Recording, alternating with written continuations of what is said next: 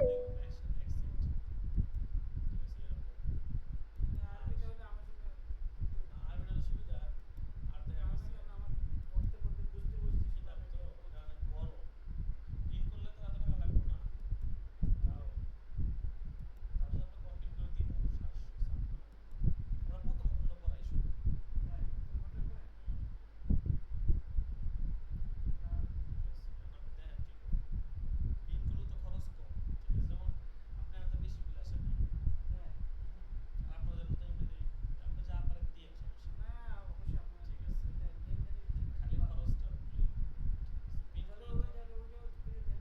আপনি প্রিন্ট করলে তো খরচ কম হবে, এটা বেশি না। এটা মনে করেন আপনার মানে আমরা যেটা লিগ্যাল হিসাব করি আর কি, হুম, যদি একটু বাড়ায় ধরি, যদি মনে করেন যদি বাড়ায় ধরবো, হুম,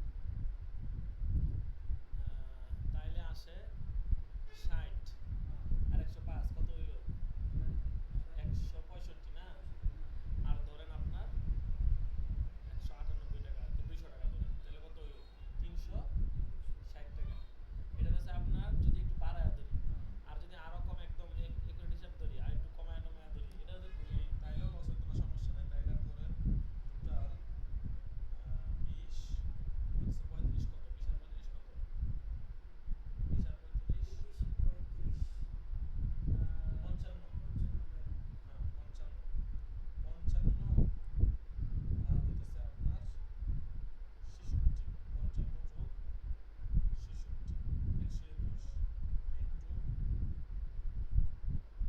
ইন্টু ওই আপনার 220 থেকে 250 টাকা দিলে হইতো।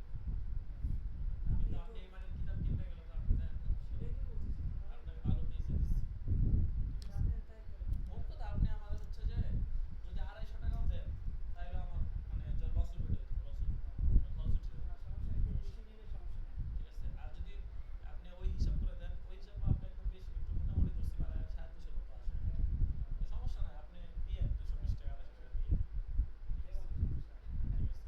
আর যদি ওইটা করান তাহলে দেখি কত আসে দেখি। ওইটাও করেন ওইটা। ওইটা করাইলে আপনার আপনি কিনতে গেলে আপনার 800 টাকা লাগিয়ে সেটাই দেবে। তো এই বলতেছি। জন্য তো আনি নাই, কারণ এইটা কিনছি। কত টাকা লাগছে এটা দেখেন, এটা যা আছে 650 টাকা না, এটা এই সেম দামই হুম, 650 লাগছে। ঠিক আছে, এটা কম না, আমি কয়টা ভাই কোন কিতাব এই সমস্ত কিতাব কম হয় না, ঠিক আছে। আপনার তো ভালো ভালো একটা আবার ভালো। ওইটা আরবি মুদ্রা, ঠিক আছে, দামও বেশি। কিন্তু আপনার দেখা গেছে 756 পৃষ্ঠা না, মাত্র আইসা পড়ছে। আসসালামু আলাইকুম ওয়া রাহমাতুল্লাহি ওয়া বারাকাতুহু। ওয়ালাইকুম আসসালাম রহমতুল্লাহ বারকাত। আচ্ছা, জি, দেখেন 100, আচ্ছা 100, দেখেন এটা 756 পৃষ্ঠা না, তাহলে আপনার ধরেন 190, 190 ইন্টু হচ্ছে আপনার যদি একটা যদি কম আসে আপনার মানে যদি আপনার তো পরিচিত মানুষ ওই হিসাবে দেখা গেছে ঠিক আছে। হ্যাঁ না, আর পড়ার মতো আমরা আরবিটাই তো এখানে আপনার প্রায় একদম যেটা না হইলেই না, মানে যেটা একদম মানে মূল মূল খরচ ধরছি। মূল খরচ ধরলেও যদি আমাদের জাস্ট খরচটা দেন, পরিশ্রম তো বাদেই, খরচটা ধরলেও হ্যাঁ খরচটা ধরলেও আপনার 300 টাকা হইলে হয়ে যাবো। কই 2700 আর কই 300, বুঝেন নাই? আমার থেকে একটু বেশি নিলে সমস্যা নাই, বুঝলেন? ঠিক আছে, না এটা পেজ লাগবে অনেকগুলা। এটা আপনার আহ, মানে একটা না, আবার 300 হইলে দেখা গেছে 190 না। আমি আপনার একটা একুরেট হিসাব করে দিই তাইলে, শুনেন। তাহলে 190, আচ্ছা 190 পৃষ্ঠা না, 190 ইন্টু হচ্ছে আপনার 2 টাকা করে যদি ধরি 380। আচ্ছা তো এটা ধরেন 380 ধরেন, আর এটা ধরেন কত, এখানে কত হয়েছে ধরেন 220 নাকি, 380 220 না, সব মিলে আপনার 600 দিলেই হয়ে যাব। কিন্তু ওইটা তো আপনার এতগুলো পেজ লাগবে, একটা শিটে পৃষ্ঠা থাকে 500, আপনার পিছনে যাবে 250 পিস। 220টার মানে আরো বেশি লাগবে, কারণ হ্যাঁ আরো বেশি লাগবে, কারণ ওই যে আপনার প্রত্যেকটা অনেকগুলা ইয়া হইব, এই সবগুলো আপনার ওই যে আবার বান্ডিল বান্ডিল করে দিলে আবার লাগবে। আমাদের 2 খণ্ড তো পড়ে গেলাম। হ্যাঁ, এটা আপনার জন্য ভালো, কারণ প্রত্যেকটা ভিন্ন ভিন্ন প্রবন্ধ হইলো, বুঝেন নাই সুবিধা, প্রবন্ধ ভিন্ন ভিন্ন হইলো। আপনি কি 2 খণ্ড চাইতেছেন? 2 খণ্ড দিব, 2 খণ্ড তো আমরা পড়াই না।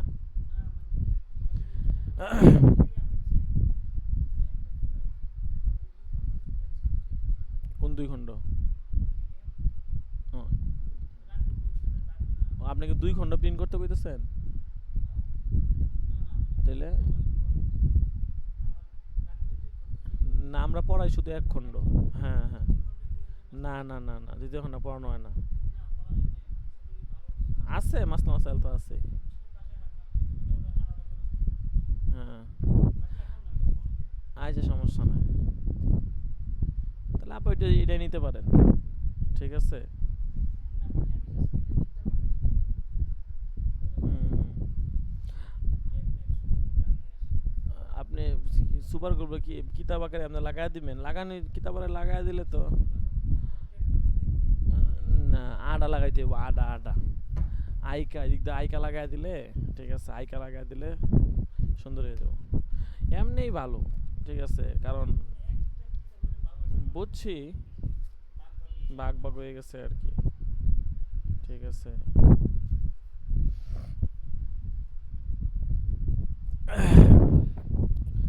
আচ্ছা দেখেন, বিসমিল্লাহির রহমানির রহিম।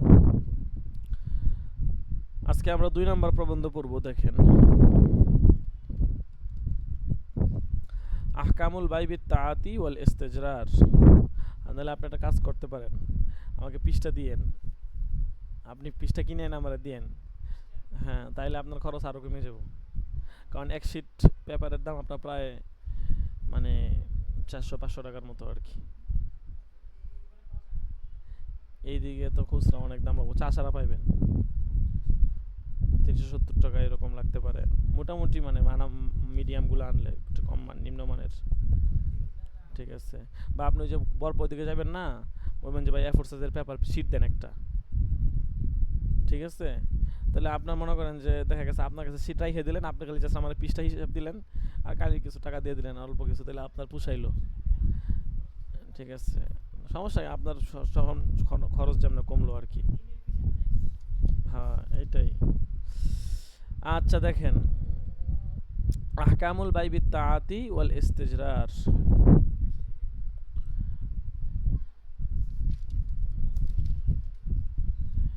দেখেন এখানে বলবে বাইবিত তাআতি ওয়াল ইস্তিজরারের আপনার সংজ্ঞা। এখানে মূলত 2টা বায়ের কথা বলবে, এটা হচ্ছে বাইবিত তাআতি আর একটা হচ্ছে ইস্তিজরার। একটা বাইবিত তাআতি একটা বাইবিল ইস্তিজরার, মূলত 2টা বাই আর কি। তো একটা প্রবন্ধের মধ্যে 2টা বিষয় নিয়ে আলোচনা করবে। এগুলো একটা প্রসিদ্ধ আমাদের সামাজিক লেনদেন, আমরা কম বেশি সবাই এই সমস্ত লেনদেনের সাথে জড়িত। আলহামদুলিল্লাহি ওয়া কাফা ওয়া সালামুন আলা ইবাদিহিল্লাযিনা ইসতাফা ওয়া বা'দু। فالموضوع المفوض إلي في هذه الندوة هو بيع الطاعات والاستجرار ومدى جواز استخدامهما في معاملات المصارف الإسلامية والبيوع الحديثية। ঠিক আছে, এখানে বলতেছে যে আপনার বাইবিত তাআতি ইস্তিজরার যেটা আর কি, ঠিক আছে, বর্তমান সময়ে, ঠিক আছে, বাইবিত তাআতি এটা খুবই আপনার প্রচলিত একটা লেনদেন, ঠিক আছে। এবং বিশেষ করে ইসলামী ব্যাংকিংয়ের ক্ষেত্রেও এই বাইবিত তাআতি ওয়াল ইস্তিজরারের লেনদেনটা আপনার প্রচলন আছে। فلنشرع أولا معنى كل واحد من النوعين وما قال فيه الفقهاء رحمه الله، ثم نتكلم عن تطبيقهما على بعض المعاملات الحديثة والله سبحانه والموفق المعين। আচ্ছা দেখেন, 2টা বাই নিয়ে উনি আলোচনা শুরু করবে। প্রথমে বলতেছে যে আমরা প্রথমে হচ্ছে যে বাইবিত তাআতি নিয়ে আমরা আলোচনা করব। البيع الطاعات عند الفقهاء هو البيع الذي لا يتلفظ فيه المتبايعان بالإيجاب والقبول، وإنما يدفع هذا الثمن ويدفع ذلك المبيع دون أن ينطق أحدهما بقول اشتريت أو الآخر بعت। সহজ কথা বলছে যে বাইবিত তাআতি বলা হয় যে ফুকাহা কেরাম বলছেন হুয়াল বাইউল লাযী লা ইয়াতালাফফাযু ফিল মুতাবাইয়ান বিল ইজাব ওয়াল কবুল। আকিদাইন মানে ক্রেতা বিক্রেতা কেউই মৌখিকভাবে ইজাব কবুল উচ্চারণ করবে না, একজনে সামান দিবে আর একজনে মাবি দিবে, ঠিক আছে। এইভাবে পরস্পরের মধ্যে লেনদেন সংগঠিত হবে। হ্যাঁ, এবং এই কথাও বলবে না যে ইশতারাইতু, আমি ক্রয় করলাম, ঠিক আছে, অথবা এই কথাও বলবে না যে বিয়তু, আমি বিক্রি করলাম, এরকম কথাও বলবে না, ঠিক আছে। শুধুমাত্র আপনার হচ্ছে টাকা দিবে আর হচ্ছে মাবি নিয়ে আসবে, কোনো ধরনের কথাবার্তা নাই, বুঝছেন, এটাই বলে বাইবিত তাআতি। যেমন কথা বলতে আপনি দোকানে গেলেন, ঠিক আছে, এখন দোকানে যাওয়ার পরে আপনি দেখা গেছে 10 টাকা দিলেন, এটা কিছু নিলেন, টাকা দিলেন, চলে আসলেন, কথাবার্তা কিছু বললেন না, এইটাই বাইবিত তাআতি। এই বাইবিত তাআতির আপনার এখানে দুইটা প্রকার বলবে, দেখেন, ওয়া তাআতি আলা কিসমাইন, বাইবিত তাআতি দুই প্রকার। আল আউয়াল আইয়াতালাফফাজ আহাদুহুমা বিল ইজাব ওয়া ইয়াকবালুহু সানি বিল ফি'লি লা বিল কওল। প্রথম প্রকার হচ্ছে ক্রেতা বিক্রেতার যে কোনো একটা, মানে যে কোনো একজন আর কি মৌখিকভাবে ইজাব পেশ করবে আর অন্যজন কবুল বলবে, ঠিক আছে। তো আপনার এখন এটার সুরত কি? সুরত হচ্ছে যে এরকম বললো যে আতিনি বিহাজির রবি ইয়াতা খবজান, আমাকে এই টাকা দিয়ে, এই 1 টাকা দিয়ে কি দেন, একটা রুটি দেন, ঠিক আছে। তো এই কথা যখন বললো তখন অপরজন কিছু বলবে না, ঠিক আছে। ফায়তিহিল আখরুল খুবজা, অপরজন তাকে কি দিয়ে দিবে, রুটি দিয়ে দিবে, বুঝছেন কথা, রুটি কি করবে, দিয়ে দিবে। ওয়ালা ইয়াতাকাল্লামু বিশাইন, কোনো কথা বলবে না। বলতেছে ফাওয়াকা আল ইজাবু হুনা বিল লফজি ওয়াল কবুল বিল ফাইল, এখানে ইজাবটা লফজের দ্বারা হইলো, ভাই 1 টাকা রুটি দেন তো, সে কিছু না বলে দিয়ে দিল, তাহলে ইজাবটা হইলো লফজান কিন্তু কবুলটা হইলো ফেলান, ঠিক আছে। এটা একটা সূরত।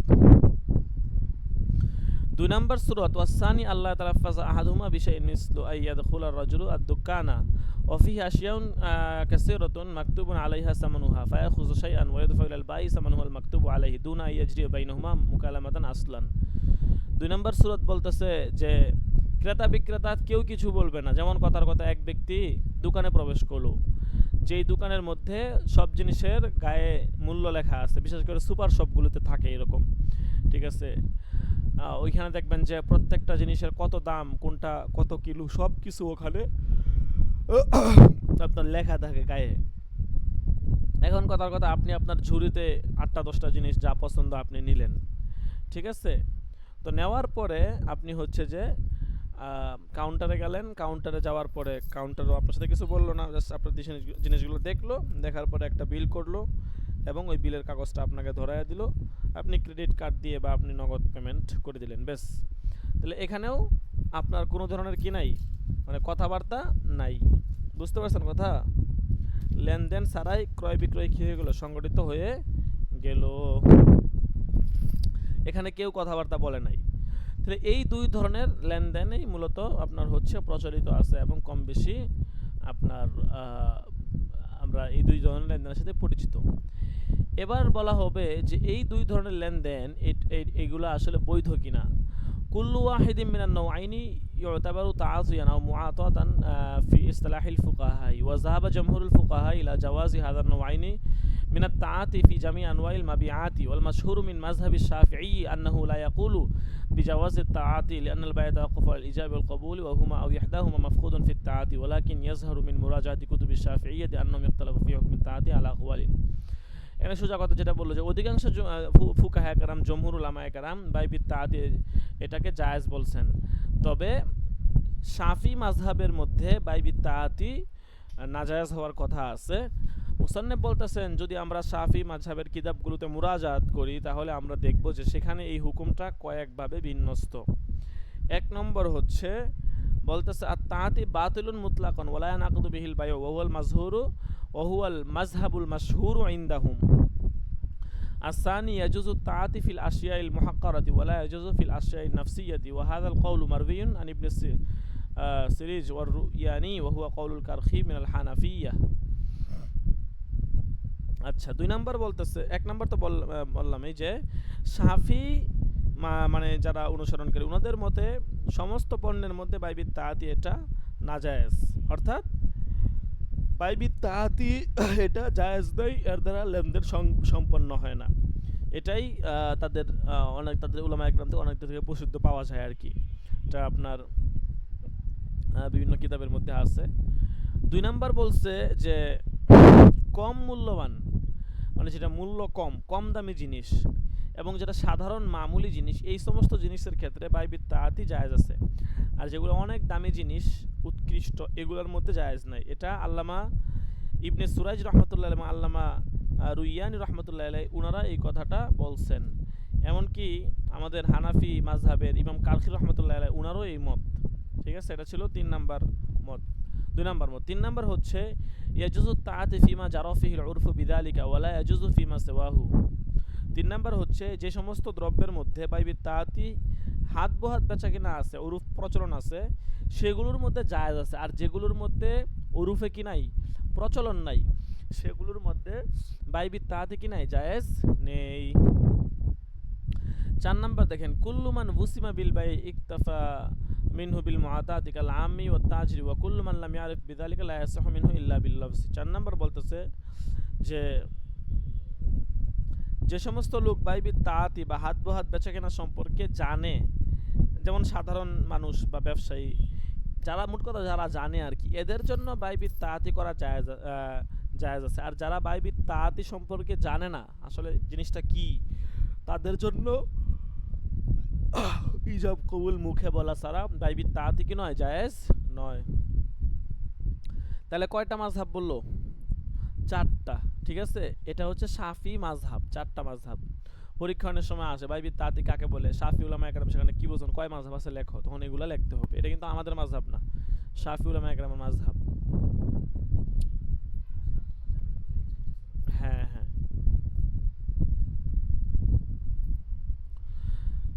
আচ্ছা। তবে এখানে পরে একটা কথা বলতেছে যে জমহুর ফুকাহায়ে কেরাম এবং উলামায়ে কেরামের নিকট এই বাইবিত তাআতি এটা হচ্ছে জায়েজ আছে। হ্যাঁ, এটা করতে পারবে, কোনো সমস্যা নাই, মুতলাকভাবে এটা জায়েজ আছে।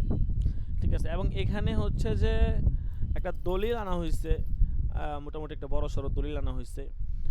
এটা আপনার আল্লামা ইবনে কুদামা রহমতুল্লাহ আলাইহি উনার একটা কথা এইখানে একটু বিস্তারিত আনা হয়েছে আর কি। ঠিক আছে, এবং বিভিন্ন হাদিস আছে। ঠিক আছে, যেই দলিলটা বলছে, আমি এখানে বিশাল লম্বা দলিল, তো আমি আপনাদেরকে হচ্ছে যে সংক্ষেপে বলে ফেলি আর কি। ঠিক আছে, তো লম্বা আলোচনা শেষ করা সম্ভব না। যে উনি বলছেন যে খুলাসা কথা আর কি, যে বাইবিত তাআতি এইটা সব যুগের মানুষেই কম বেশি করে আসতেছে। রাসূলের জমানা থেকে উনার জমানা পর্যন্ত এবং বর্তমান সময় পর্যন্ত কম বেশি সবাই কিন্তু এই বাইবিত তাআতির মাধ্যমে বেচা কেনা করে আসতেছেন, এবং কেউই কিন্তু এটার যে বড় ধরনের বিরোধিতা বা এটা জায়েজ নাই এরকম বলেন নাই। কিছু উলামায়ে কেরাম ইখতিলাফ করছেন, কিন্তু মোটামুটি সবাই একদম মানে এটাকে খুবই হারাম বা এরকম কোনো কিছু, এরকম ব্যাপারটা এরকমভাবে দেখেন নাই। ঠিক আছে, এবং বিভিন্ন হাদিসেও কিন্তু এর প্রমাণ আছে, যেটা বুখারী শরীফে হযরত আবু হুরায়রা থেকে বর্ণিত এক হাদিস থেকে জানা যায় যে যখন কোনো ব্যক্তি নবী মুহাম্মদ দরবারে খাবার নিয়ে আসতেন, তখন নবী মুহাম্মদ সাল্লাল্লাহু আলাইহি সাল্লাম খাবার যে আনতো তাকে জিজ্ঞেস করতেন এটা কি হাদিয়া নাকি সদকা। ঠিক আছে, তো সে যদি উত্তরে বলতো যে এটা সদকা, তাহলে নবী মুহাম্মদ সাল্লাল্লাহু আলাইহি সাল্লাম বলতেন তোমরা গ্রহণ করো, আর রাসূল সাল্লাল্লাহু আলাইহি সাল্লাম নিজে সেটা গ্রহণ করতেন না। যদি উত্তরে বলা হতো যে হাদিয়া, তাহলে তিনি তা মানুষকে খাওয়ার জন্য হাত তুলে নির্দেশ দিতেন এবং নিজেও তাদের সঙ্গে খেতেন। ঠিক আছে, তো এরপরে দেখেন আরেকটা হাদিস আছে, যেটা হযরত সালমান ফার্সি থেকে বর্ণিত আছে। হ্যাঁ, দেখেন নিচের দিকে দেখেন, ওয়াফি হাদিসি সালমান ফার্সি হিনা জা ইলা নবী সাল্লাল্লাহু আলাইহি ওয়াসাল্লাম বিতামরিন ফাকালা হাযা শাইউন মিন সাদকা রাআইতুকা আনতা ওয়া আসহাবুকা আহাক্কুন নাসি বি ফাকালা নবী সাল্লাল্লাহু আলাইহি ওয়াসাল্লাম কুলু। আচ্ছা, এখানে বলতেছে যে একবার তিনি রাসূল সাল্লাল্লাহু আলাইহি ওয়াসাল্লামের দরবারে কিছু খেজুর নিয়ে আসলেন। তো উনি বলেন যে আমার ধারণা মতে যে আপনি এবং আপনার সাহাবীগণ এই খেজুরের বেশি হকদার, রাসূলকে বলছেন, এই জন্য আমি আপনার দরবারে সদকার কিছু খেজুর নিয়ে এসেছি। রাসূল সাল্লাল্লাহু আলাইহি ওয়াসাল্লাম বললেন, একথা শুনে সাহাবীদেরকে বললেন তোমরা খেয়ে নাও, এবং তিনি নিজে এই খেজুর খেলেন না। এরপর আমি দ্বিতীয়বার খেজুর তার কাছে দিলাম, আমি লক্ষ্য করলাম যে আপনি সদকা খান না, তাই হাদিয়া স্বরূপ এই খেজুরগুলো নিয়ে এসেছি। রাসূল সাল্লাল্লাহু আলাইহি ওয়াসাল্লাম বিসমিল্লাহ বলে তা খেয়ে নেন। এখন এখানে যেটা লক্ষ্য করার বিষয়, যে এই হাদিস রাসূল সাল্লাল্লাহু আলাইহি ওয়াসাল্লাম মৌখিকভাবে আপনার কবুল, মানে মৌখিকভাবে কবুল বর্ণিত নাই, এবং মৌখিকভাবে মানে প্রস্তাব দিয়েছেন এরকম বর্ণিত নাই। অর্থাৎ তিনি শুধু এই জন্য জিজ্ঞাসা করছেন যেটা সদকা নাকি হাদিয়া। ঠিক আছে, মানে উনি এটা গ্রহণ করা না করা নিয়ে কিন্তু উনি ওটা আপনার কিছু জিজ্ঞাসা করেন না, মানে ওইটা বিষয়টা আসলে কি সৎকা নাকি হাদিয়া জানতে চাইতেছেন। হ্যাঁ, তো এখানে কিন্তু আপনার মৌখিকভাবে ইজাব কবুলের কোনো বিষয় নাই। ঠিক আছে, দেখা গেছে লেনদেনটা মূলত হাতে হাতেই সম্পন্ন হয়েছে। ঠিক আছে, তো কেউ বলেন নাই যে সাহাবি এরকম নিয়ে বলেন নাই যে আমি আপনার কাছে পেশ করলাম বা বিক্রি করতেছে আপনি কবুল করবেন, এরকম কোনো কিছু না। উনি জাস্ট জানতে চাইছে এটা কি সৎকা নাকি হাদিয়া, এটা জানতে চায়। এরপরে যদি বলছে যে হাদিয়া তাহলে নিজে খাইছেন, আর যদি বলছে সৎকা তাহলে সাহাবিদেরকে দিয়ে দিচ্ছে। ঠিক আছে, সাহাবিদের মধ্যে যারা খাওয়ার উপযুক্ত ছিল তাদেরকে দিচ্ছেন। তাহলে এর দ্বারা বোঝা গেল এখানে কিন্তু ইজাব কবুল পাওয়া যায় না, জাস্ট হচ্ছে যে নিয়ে আসছে এবং হাতে হাতে বেশ এটা লেনদেনটা হয়ে গেছে। হ্যাঁ, ফেলান কাজ হয়ে গেছে, তাহলে ইজাব কবুল কওলান পাওয়া যায় নাই। ঠিক আছে, এইটা অনেক বড় একটা দলিল। ঠিক আছে, হ্যাঁ, এবং আরও অনেক দলিল আছে, অনেক যুক্তি আছে। ঠিক আছে, আমি এখানে সংক্ষেপে বললাম আর কি। ঠিক আছে, আচ্ছা, এটা হচ্ছে যারা যে সমস্ত উলামায়ে কেরাম জায়েজ বলছেন, বিশেষ করে হানাফি উলামায়ে কেরামও কিন্তু এগুলোর মাধ্যমে দলিল দিয়ে থাকেন। পরীক্ষায় যদি আসে এগুলো লিখতে হবে। ঠিক আছে, দেখেন 2 নম্বর পয়েন্ট দেখেন, সানিয়ান মুদা জাওয়াজ তাআতি ফি উকুদিল মুরাবাহাতিল জারিয়াতি ফিল মাসারিফিল ইসলামিয়া, ইসলামী ব্যাংকসমূহে প্রচলিত লাভজনক যেই লেনদেন, যেটাকে হাত বহাত লেনদেন বলে, এইটা বৈধ হওয়ার সীমারেখা কি? ঠিক আছে, অর্থাৎ কতটুকু পর্যন্ত ইসলামী ব্যাংকসমূহে এই হাত বহাত লেনদেন বেচাকেনা এটা বৈধ হতে পারে। ঠিক আছে, তো এখান থেকে আমরা তো মূলত আলোচনা স্পষ্ট হয়ে গেছে, আমরা এখান থেকে যে বিষয়টা বুঝলাম। ঠিক আছে, যে লেনদেন এগুলা এই বৈধ হইতে পারে, হাত বহাত বেচাকেনা কোনো সমস্যা নাই। ঠিক আছে, এটার মানে বিস্তারিত আমরা জানলাম। এখন বর্তমানে ইসলামী ব্যাংকসমূহে যেই ধরনের হাত বহাত বেচাকেনা করে এইগুলা মূলত আপনার বৈধ হয় না। ঠিক আছে, মানে এইগুলা বৈধ হওয়ার সীমারেখাটা এতটুকু না, আরও কম। ওরা হচ্ছে যে আরও ব্যাপকভাবে এবং আরও বেশ কিছু বিষয়কে এখানে আপনার কি বলে অ্যাডজাস্ট করে তারপর আপনার লেনদেন করে। ঠিক আছে, তো এইভাবে অ্যাডজাস্ট করে লেনদেন করলে বা বেশ কিছু যেগুলো অবৈধ এগুলোও যদি এখানে চলে আসে, তাহলে কিন্তু আপনার এই হাত বহাত বেচাকেনা এটার জায়েজের সীমারেখায় থাকে না, এটার জায়েজ হবে না। বুঝতে পারছেন? এই জন্য একটা বিস্তারিত বিবরণ দিতেছে, শেষে দেখেন এটা পড়ি। ওয়া তাফসিলু যালিকা আন্নাল আমিলা হিনামা ইয়াতাকদ্দামু ইলাল ব্যাংকি লিতালাবিত তামওয়িল লিশরাই বা'দিল বাদাই'i আওil আলালাতি আওil মুআদ্দাতি فإن المصرف الإسلامي بدلا من أن يقرضه على فائدة يشتري تلك البضائع المطلوبة لنفسه ثم يبيعها إلى العميل بمرابحة شرعية مؤجلة، ولكن المعمول في كثير من المصارف মাসারিফ আন্নাহা লা তাকুমু বিশরাইল বাদাই বিনাফসিহা। আচ্ছা, যেই কথাটা সংক্ষেপে এখানে বলতেছে যে গ্রাহক যখন ব্যাংক থেকে পুঁজি গ্রহণের জন্য কিংবা আসবাবপত্র বা যন্ত্রপাতি এগুলো যখন ব্যাংক থেকে নেওয়ার জন্য আবেদন করে, ব্যাংক তখন তাকে ওই সমস্ত মানে মাবি যেগুলো আছে পণ্য এগুলো কেনার জন্য সুদভিত্তিক একটা ঋণ দেওয়ার পরিবর্তে সে কি করে, গ্রাহকের পছন্দনীয় পণ্য সে প্রথমে নিজের জন্য বাজার থেকে কিনে তারপরে হচ্ছে যে গ্রাহককে দেয়। ঠিক আছে, তো এইভাবে যদি লেনদেন করতো তাহলে তো সমস্যা ছিল না, কিন্তু সমস্যাটা হচ্ছে যে এইভাবে লেনদেন করার ক্ষেত্রে এই সমস্যাটা কি হয়, যে ব্যাংক সরাসরি নিজে পণ্যগুলো হস্তগত করে না, হস্তগত না করে সরাসরি গ্রাহক যখন ব্যাংকের কাছে জিনিসপত্র চায়, ব্যাংক তখন গ্রাহককেই উকিল বানায়, গ্রাহককেই ক্রেতা বানায়। তো একজনই উকিল একজনই ক্রেতা, এইটা লেনদেনের কি হইতে পারে না, মানে সহি তরিকা হইতে পারে না। আপনি আমার কাছ থেকে একটা জিনিস কিনবেন, আমি আপনাকে উকিল বানাইলাম ওই জিনিসটা কেনার জন্য, তা আপনি আমাকে জিনিসটা আগে বুঝাইয়া দিবেন যে ভাই এই জানেন আপনি যে বলছিলেন এই যে আপনার জিনিস আপনি বুঝে পাইছেন কিনা, বেশ আমি যখন সেটা বুঝে পাবো হস্তগত করবো, এরপর হচ্ছে আপনাকে দিলাম। বুঝেন নাই? এরপর আপনাকে দিলাম। তো এইভাবে যদি আপনাকে দেই তখন হচ্ছে যে আপনি জিনিসটা কিনলেন, আপনি বুঝে নিলেন, এটা সহি তরিকা হইলো। না আমি আপনাকে উকিল বানাবো, আপনি কিনে নিলেন, আপনি উকিল, তো আপনিই সব, তা আমি এনে কি? বুঝতেন না কথা? তো এইটা সহি তরিকা হয় না। এই জন্য বলতেছে এইভাবে লেনদেন করলে কিন্তু এই পাইবিত তাআতি, যেটা হাত বহাত বেচা কেনার ক্ষেত্রে এই জিনিসটা পাওয়া যায়, এটা জায়েজ হবে না। এটাকে শরীয়তের পরিভাষা আরও সহজে বলা হয় যে মুরাবাহাতুন লিল আমরি বিশিরা, মুরাবাহাতুন লিল আমরি বিশশিরা, এটার উপস্থিতি এখানে পাওয়া যায়। ওয়াযালিকা লিআন্না আকদাল মুরাবাহাতি লিল আমরি বিশশিরা ইন্নামা ইয়ালজাউ ইলাইহিল মাসারিফুল ইসলামিয়া কা বাদলি লিল ইকরাজ বিফায়দা فلا بد لجواز هذا النوع من العقود أن يكون هناك بعض الفروق الجوهرية بينه وبين المعاملات الربوية। বলতেছে যে এই যে এটার এই লেনদেনটা জায়েজ না হওয়ার মৌলিক কারণ হচ্ছে যে মুরাবাহা লিল আমর বিশশিরা, অর্থাৎ কেনার জন্য যে নির্দেশ দেয় তার লাভজনক লেনদেন, অর্থাৎ আমি কেনার জন্য নির্দেশ দিচ্ছি, আমার জন্য কি হচ্ছে লাভজনক লেনদেন হচ্ছে, এইটাকে শরীয়তের পরিভাষায় বলা হয় মুরাবাহাতুন লিল আমর বিশশিরা। ঠিক আছে, তো এই মুরাবাহাতুন লিল আমর বিশশিরা এটা এখানে উপস্থিত। ঠিক আছে, তো যখন এখানে হচ্ছে যে এই ধরনের লেনদেন পাওয়া যাচ্ছে এবং এখানে সরাহাতান স্পষ্টভাবে সে কবজা করে তারপরে তার কাছে বিক্রি করবে এরকম সুরত পাওয়া যাইতেছে না, তখন এই বাইবিত তাআতি এটা সহি তরিকায় সংগঠিত হয় না।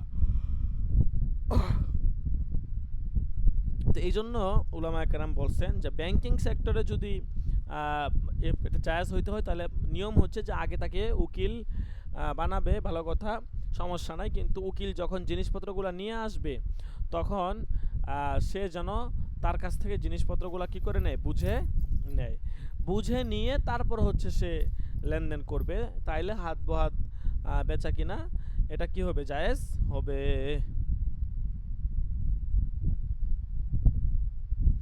আর এখানে দেখা গেছে একজন আপনার কি বলে একজন কেমন যেন একজনেই বেচা কিনা করতেছে, ঠিক আছে, এখানে অন্য কোনো পক্ষ থাকলেও না থাকার মতোই, কারণ সে দখলও করে না, সে এটা জিনিসগুলো বুঝেও নেয় না। ঠিক আছে, তাহলে তো এটা তো হইল না। ঠিক আছে, এই জন্য এই ধরনের বেচা কিনা জায়েজ হবে না। ঠিক আছে, বাইবিত তাআতি এই সিস্টেমে জায়েজ হবে না। 2 নাম্বার দেখেন, তৃতীয় নাম্বার যেই আমরা আমাদের ইয়া ছিল, ঠিক আছে, পয়েন্ট, যে বায়ুল ইস্তেজরার ওয়া আনওয়াইহি,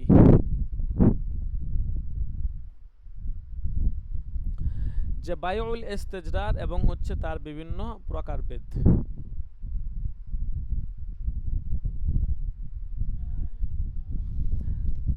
বায়ুল ইস্তেজরার কাকে বলে দেখেন, আম্মা বায়ুল ইস্তেজরার ফাহুয়া মাখুযুন মিন কাউলিহিম ইস্তাজারাল মাল ইযা আখাযাহু শাইআন ফাশাইআন। বায়ুল ইস্তেজরার এটা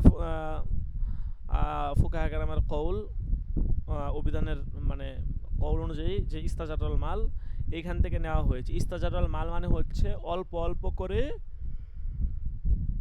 জিনিসপত্র নেওয়া।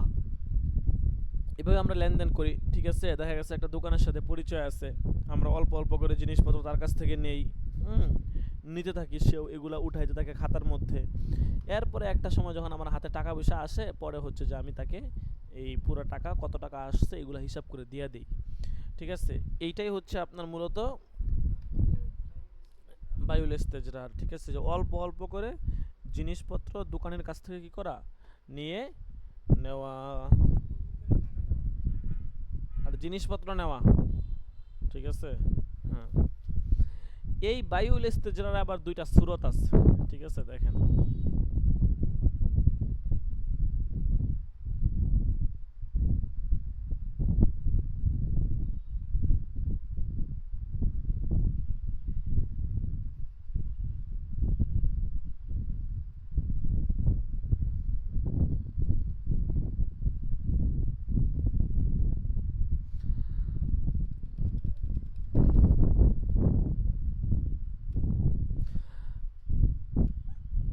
ওয়াল ইস্তিজরারু আলা নওয়াইনি, বা ইস্তিজরার 2 প্রকার। আল আউয়ালু আল ইস্তিজরারু বিসামানিন মুআখারিন ওয়াসানি আল ইস্তিজরারু বিমাবলাগিন মুকাদ্দামিন। প্রথম প্রকার হচ্ছে ইস্তিজরার বিসামানে মুআখার, মানে দোকানদারের কাছ থেকে পণ্য সামগ্রীর মূল্য এটা পরে পরিশোধ করবে, অল্প অল্প করে জিনিসপত্র নিবে, কিন্তু টাকা দিবে কবে, পরে। ঠিক আছে, যে কোনো সময় দিতে পারবে, কোনো সমস্যা নাই।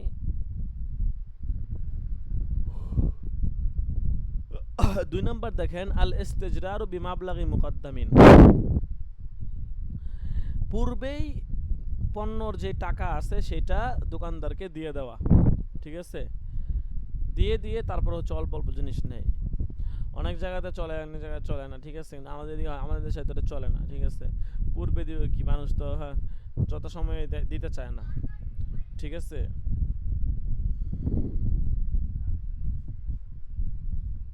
হুম, আপনি নিতে পারেন, ঠিক আছে? নিলে দেখা গেছে এখান থেকে আপনি মৌলিক মৌলিক পয়েন্টগুলো লাগাই দিলে, মৌলিক পয়েন্টগুলো পড়লে হ্যাঁ মৌলিক পয়েন্টগুলো পড়লে দেখা গেছে পরীক্ষা আসলে শুধু মৌলিক পয়েন্টগুলো দিয়ে দিলে, লিখে দিলেন, হ্যাঁ পেন্সিল দিয়ে দাগায় রাখলেন, মৌলিক পয়েন্টগুলো পড়লেন, ঠিক আছে?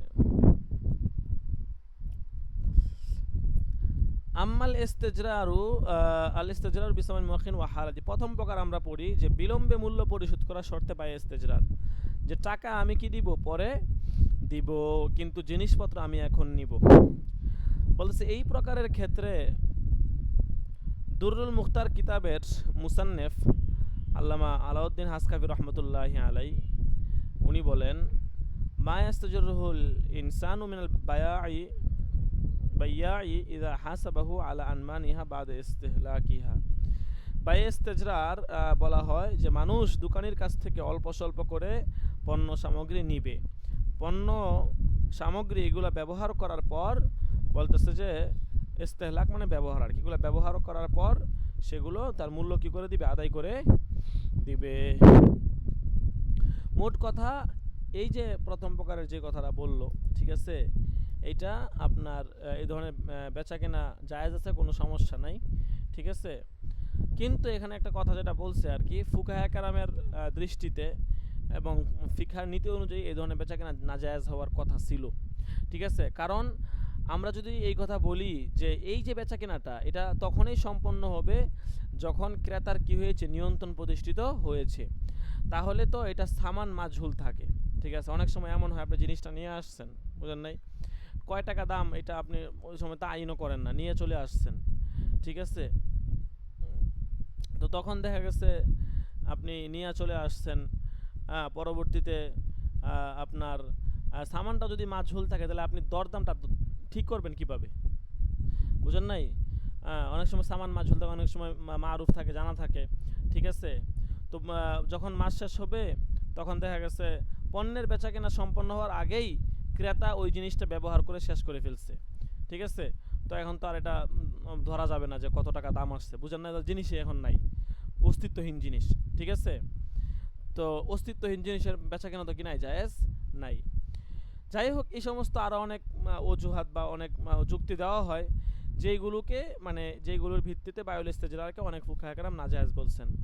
তবে মুদ্রা কথা এটাই যে এইভাবে বেচা কেনা করা কি আছে, জায়েজ আছে, অর্থাৎ এটা সমাজের হচ্ছে যে আপনার কি বলে প্রেক্ষাপট, হ্যাঁ হ্যাঁ, এবং হাজত সব কিছু মিলায় ঝিলায় আর কি এই বেচা কেনাকে উলামায়ে কেরাম জায়েজ বলছেন, ঠিক আছে? আপনারা উসুল ইফতার মধ্যে পড়ছেন যে জমানার পরিবর্তনের কারণে হুকুমের মধ্যেও পরিবর্তন ঘটে, ঠিক আছে? তো ইত্যাদি সবগুলো বিষয় বিবেচনা করে এটা উলামায়ে কেরাম জায়েজ বলছেন। আর শাফি মাযহাবে এই ব্যাপারে যে সমস্ত লেনদেন আছে মানে যে সমস্ত কথাবার্তা আছে সেগুলোও বেশি একটা গুছালো না আর কি, ঠিক আছে? অনেকে জায়েজ বলছেন, অনেকে না জায়েজ বলছেন।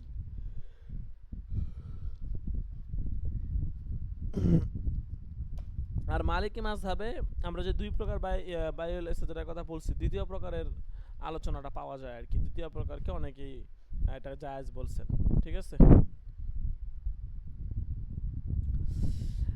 আবার অনেকে নাজায়েজ বলছেন। তো যারা নাজায়েজ বলছেন তারা বলছেন যে বায়ু ইস্তেজরারের এটা তাদের মূল নাজায়েজ বলার, মালিকি মাযহাবের কথা বলতেছে, তারা মূল নাজায়েজ বলার কারণ হচ্ছে যে এখানে সামানটা মাঝুল থাকে, ঠিক আছে?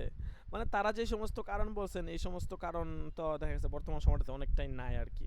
হাম্বলি উলামা একরকম সামান মাঝুল থাকে বলছেন, কিন্তু বর্তমান আধুনিক মানে কি বলে যুগ, প্রত্যেকটা প্রোডাক্টের গায়ে তার মূল্য লেখা থাকে, জিনিসটার দাম কত, ঠিক আছে? কাজেই এইভাবে যে সামান মাঝুল থাকার যেই ব্যাপারটা সেটা কি আর ঘটে না, বুঝতে পারছেন? হ্যাঁ হ্যাঁ, কিছু জিনিস থাকে দেখা গেছে সাধারণ কাস্টমারের কাছে সেম দাম রাখতে হয়, তারপরেও কিছু ক্রেতা কম রাখে। যেমন কথা একটা রুটির দাম আছে ধরেন 90 টাকা গায়ের মূল্য, আপনি মুয়াজ্জিন সাহেব মানুষ, আপনারা দেখে দেখা গেছে ভাই নেবেন নেন, সমস্যা নেই, 80 টাকা রাখুন নেন।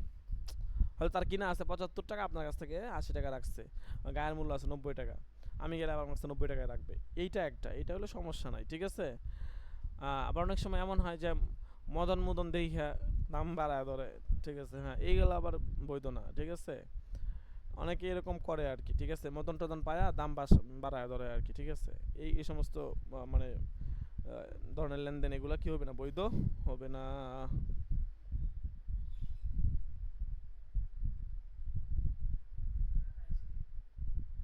হ্যাঁ, না আসে নাই। আচ্ছা, এই হচ্ছে কথা। আহ, আর আমাদের হচ্ছে যে উলামায়ে কেরাম তো এটাকে জায়েজ বলছেন, যেটা আমি একটু আগে আবার পড়লাম, ঠিক আছে। এরপরে আমরা আরেকটা এখানে পয়েন্ট আছে, ঠিক আছে।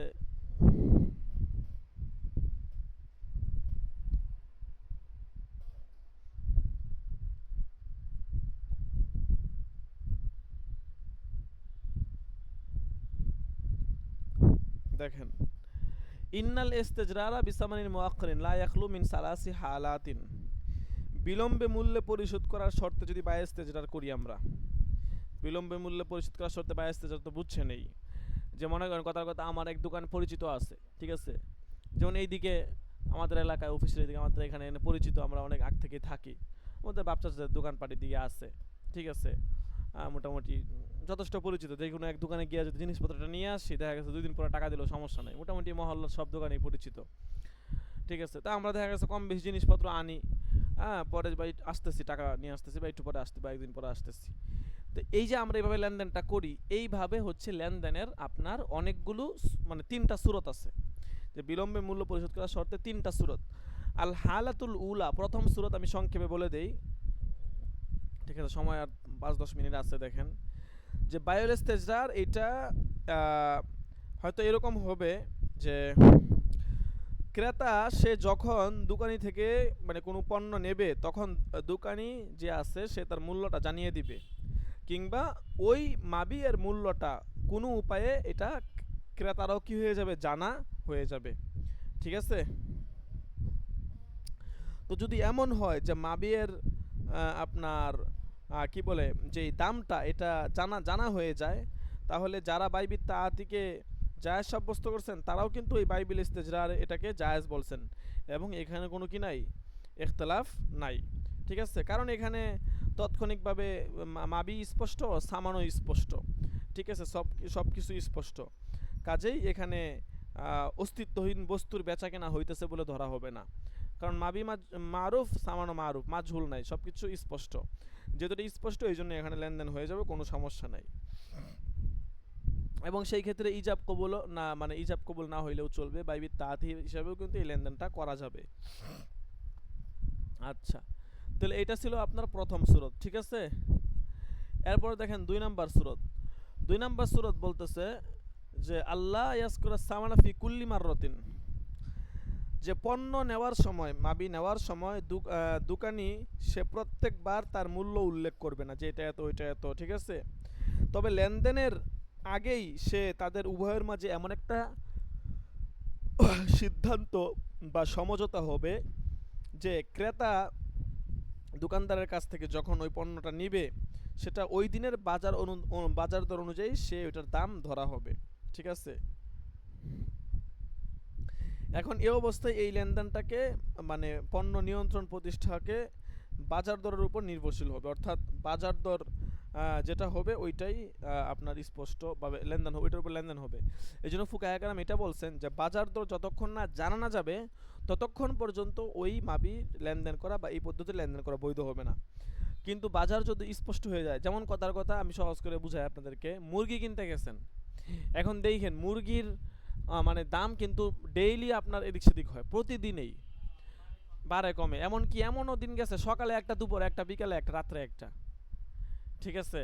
সকালে একটা, বিকালে একটা, দুপুরে একটা, রাত্রে একটা, এইভাবে দাম কিন্তু উঠানামা করে, ঠিক আছে। তো এখন কথা আপনি সকালে কিনছেন, কত দিয়ে কিনছেন আপনার বাজার দরের উপর নির্ভরশীল। এখন এটা তো আপনি স্পষ্ট হওয়া লাগবে, স্পষ্ট না হলে এটাকে ওলামা একরাম নাজায়েজ বলছেন। যে কত দিয়ে কিনছেন এটা সামানটা স্পষ্ট কইরা তারপরে হচ্ছে যে আপনি বাকিতে নেন, কোনো সমস্যা নাই। আপনি এটা কিনে গেলেন, সকালবেলা ছিল ধরেন কথা ধরেন 190 টাকা, ঠিক আছে। এখন বিকালের দিকে এটার দাম বাড়ছে 210 টাকা। এখন দেখা গেছে এটা আপনার বিক্রেতার সাথে একটা বার্গেটিং হইব। সে বলবো আর আমি আপনার সকালে নিচ্ছেন তখন তো দাম 210 টাকাই ছিল, কে বলছে আপনার 210 টাকা? আর আপনি তো হয়তো জানেন না 210 টাকা রাখবে, অথচ এটার দাম কিন্তু 190 টাকা ছিল। তো যে 20 টাকা বেশি ধরলো সামানটা মাঝুল থাকার কারণে, তখন এটা আপনি যখন শুনবেন যে সকালবেলা 190 টাকা ছিল, সে বলে আর ভাই আমি শুনছি সকালবেলা 190 টাকা ছিল। হ্যাঁ ঠিক আছে, আপনি এখন বলতেছেন যে ম্যাক্স তো এত টাকা এই সেই, মানে এইগুলো নিয়ে একটা বার্গেটিং হইব। এর যে ভাই সামানটা আমার স্পষ্ট থাকো, কোনো সমস্যা নাই, বুঝেন নাই? সামান মাবি এটা স্পষ্ট হওয়া লাগবে, এটা লেনদেনের একটা মৌলিক সূত্র।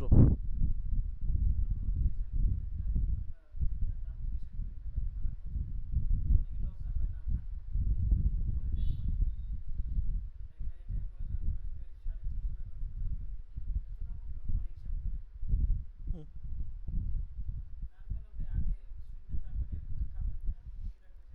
হুম, সেটাই। হুম।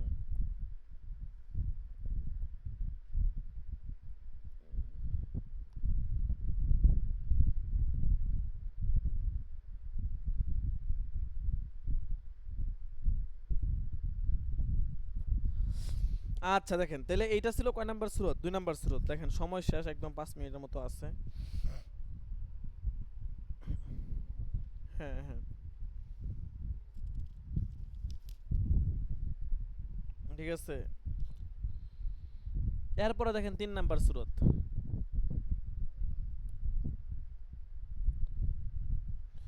এটা হচ্ছে যে আপনারা পুরাটা সময় মুতালা করবেন, ঠিক আছে। মুতালা করলে আপনি আলোচনাটা কোথায় কোথায় আছে আপনি ধরতে পারবেন। কারণ আমি এখানে মুতালা করা আছে কম বেশি, দেখা গেছে মৌলিক মৌলিক যে পয়েন্টগুলো জরুরি এইগুলো আপনাদেরকে বলে দিতেছি, ঠিক আছে। আপনি তো মুতালা না করলে তো আপনি এটা খুঁজেই পাবেন না যে কোথায় কোন কথাটা আছে, ঠিক আছে। মুতালা করতে হবে, মুতালা করলে আপনি সহজে বুঝতে পারবেন। 3 নাম্বার হালত দেখেন, বলতেছে আম্মাল হালাতুস সালিসাতু ফাহিয়া আল্লাহ ইয়াকুনা সামানু মালুমান ইনদাল আখজি ওয়ালা ইয়াতাফাদাল মুতাবায়্যানি ফি বিদায়াতি তাআমুলিহি আলা আসাসিন মুনদাবিতাতিন লিতাহদিদিস সামানি। আচ্ছা, 3 নাম্বার সূরাতে বলতেছে বায়ুল ইস্তেজরার এর তৃতীয় অবস্থা হচ্ছে যে পণ্য নেওয়ার সময় তার মূল্যটা অজানা থাকবে, ঠিক আছে। এমন কি লেনদেনের সময় ক্রেতা বিক্রেতা কারো অন্তরে এমন কোনো নির্দিষ্ট মানে নিয়ম বা পন্থা সেটা থাকবে না যে যার উপর ভিত্তি করে একটা মূল্য স্থির করা যায়, এরকম কোনো কিছু থাকবে না।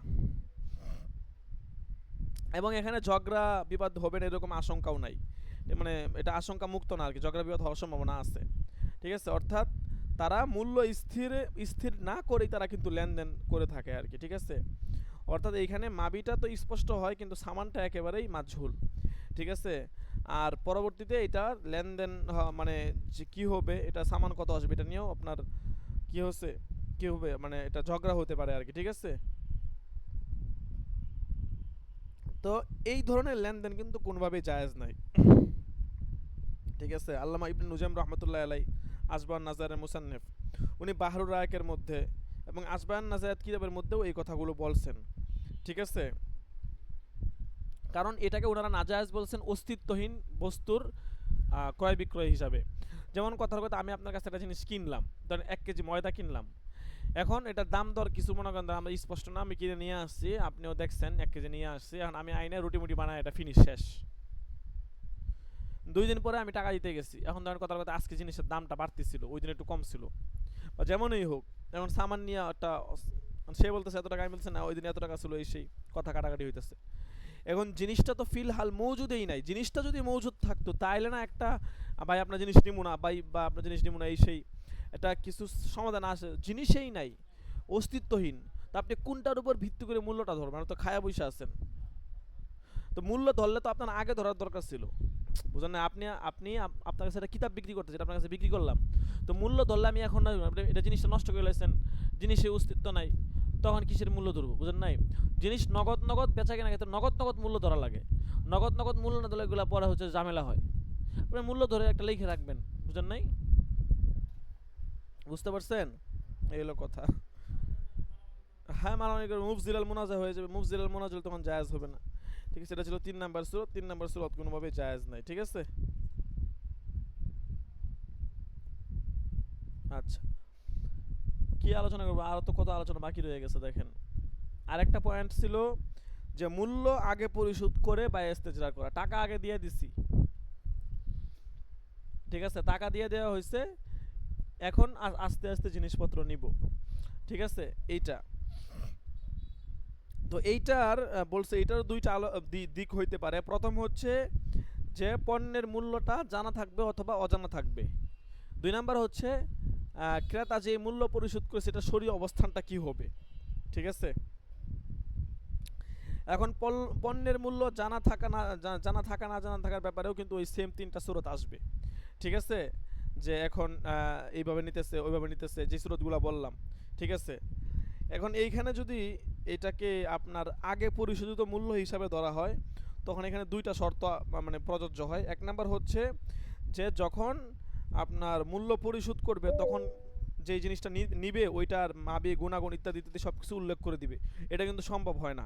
আপনি টাকা আগে দিয়ে দিচ্ছেন, পরে কী নেবেন ওইটা এই মুহূর্তে উল্লেখ করা হয় না, অথচ এটা শর্ত ছিল। 2 নাম্বার শর্ত এটা হচ্ছে আপনার মানে মাবিটা এমন বস্তুর মধ্যে থেকে হবে যেটা যে সমস্ত বস্তুর মধ্যে বায়ে সালেম করা জায়েজ আছে, মানে দাদন ব্যবসা যেগুলো এগুলো জায়েজ আছে। ঠিক আছে, বা বায়ে ইস্তেসনা করা জায়েজ আছে। ঠিক আছে, তো এই সমস্ত জিনিসের ক্ষেত্রে লেনদেন করতে হবে। তো এই 2টা শর্ত কিন্তু সব জায়গাতে পাওয়া যায় না, কাজেই এই দৃষ্টিকোণ থেকে এটা জায়েজ হয় না। হ্যাঁ, এবং আরও 1-2টা হিসাব আছে ওই দিক থেকে এটা জায়েজ না হওয়ারই কথা, কিন্তু উলামায়ে কেরাম এটাকে জায়েজ বলছেন এবং মুসান্নেফ এটাকে জায়েজ বলছেন। শেষ দিকে এসে একটা কথা বলছেন যে এইটাকে উনি বলতেছেন যে আমি এইটাকে রকম আলাল হিসাব, বায়ুর রকম আলাল হিসাব, মানে এটা হচ্ছে যে হিসাবের উপর একটা টাকা দেওয়া হয়েছে, ওই ধরনের লেনদেন এটা। ঠিক আছে, মানে আপনার দেখা গেছে একটা টাকা মানে একটা টাকা দেওয়া হয়েছে এবং ওইটার উপর ভিত্তি করে ওই টাকাটা তারই, ওইটার উপর ভিত্তি করে সে জিনিসপত্র নেবে, সেখান থেকে ওটা ঋণ হিসাবে তার কাছে থাকবে, বা ঋণ হিসাবে এক ধরনের ঋণ হিসাবেই থাকবে। তো ঋণী টাকা যেমন খরচ করা যায় তো এটা থাকবে তার কাছে, এবং সে যখন মাবি নিবে তো ওইখান থেকে মাইনাস করে করে আস্তে আস্তে কমায়া দিবে। ঠিক আছে, প্রত্যেকবার টাকা পরিশোধ করা একটা অহেতুক ঝামেলা, ওই ঝামেলা থেকে মুক্ত পাওয়ার জন্য এইভাবে লেনদেনটাকে মানে আপনার বৈধ করা যায় আর কি। বলছে যদিও এটা আপনি কিয়াসের দৃষ্টিকোণ থেকে এটা জায়েজ না হওয়ারই কথা। ঠিক আছে, কিন্তু ফুকাহে কেরাম এটাকেও জায়েজ বলছেন। ঠিক আছে, সমস্যা নেই, এটা জায়েজ আছে। এবং আল্লামা শামী রহমতুল্লাহি আলাই ফতুয়া ওয়াল ওয়ালিজিয়ার মধ্যে এখানে কিছু কথা বলছেন। ঠিক আছে, এবং এই মানে এই কথাগুলোর দ্বারা তিনি এটাই প্রমাণ করতে চাইছেন যে এই ধরনের বেচা কেনা জায়েজ আছে, মানে একটু এটাকে বলে ইস্তেহসানান আর কি, যেটা কিয়াস থেকে আরও সূক্ষ্ম বিষয়, ওই দিক লক্ষ্য করে এটাকে জায়েজ বলা হয়েছে। ঠিক আছে, আচ্ছা এটা ছিল আপনার পরবর্তী গুরুত্বপূর্ণ পয়েন্ট।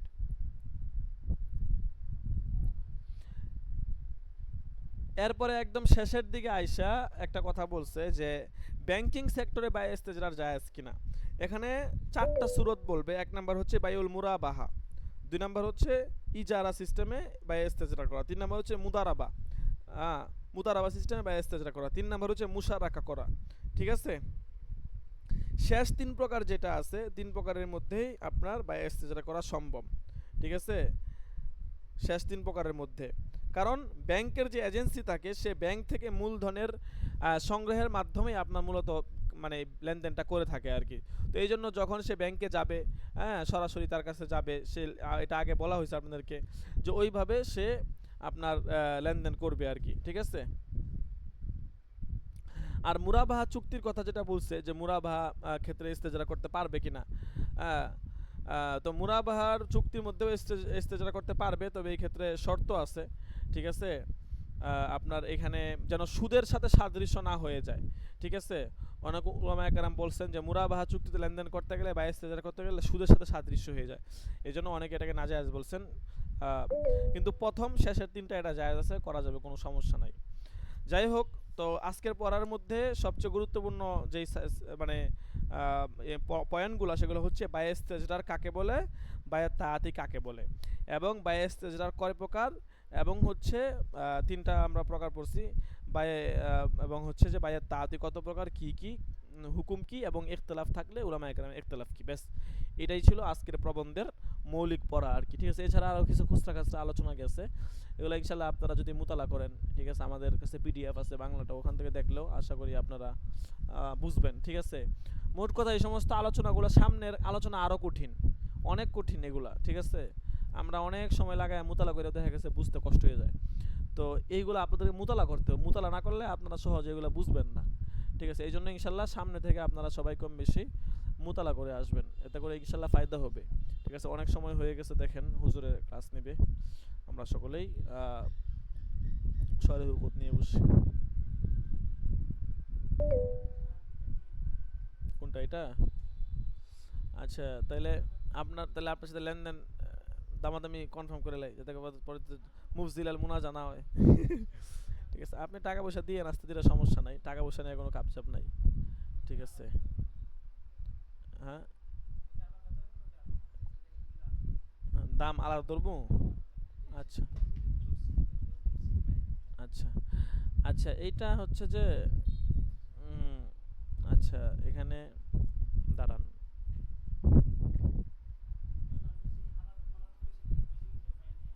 না আরবিটার মধ্যে সংক্ষেপে মনে করেন দেওয়া আছে আর কি। ঠিক আছে, হুকুম টুকুম সহ বাংলাতে একটু বিস্তারিত দেওয়া, তবে যারা বুঝেন তাদের জন্য তো ভালো, কোনো সমস্যা নাই।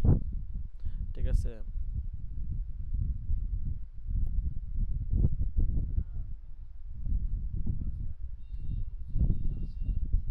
কোথায় বাইরে যাবেন নাকি? কি কাজ? আচ্ছা, শেষ করে দিব নে।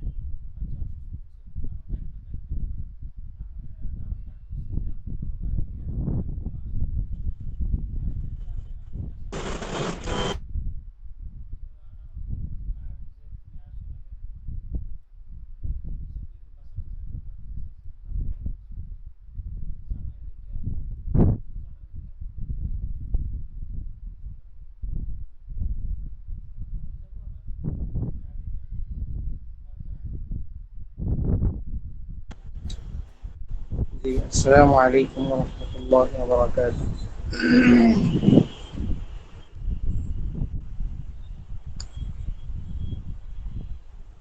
কথা কি শোনা যাচ্ছে?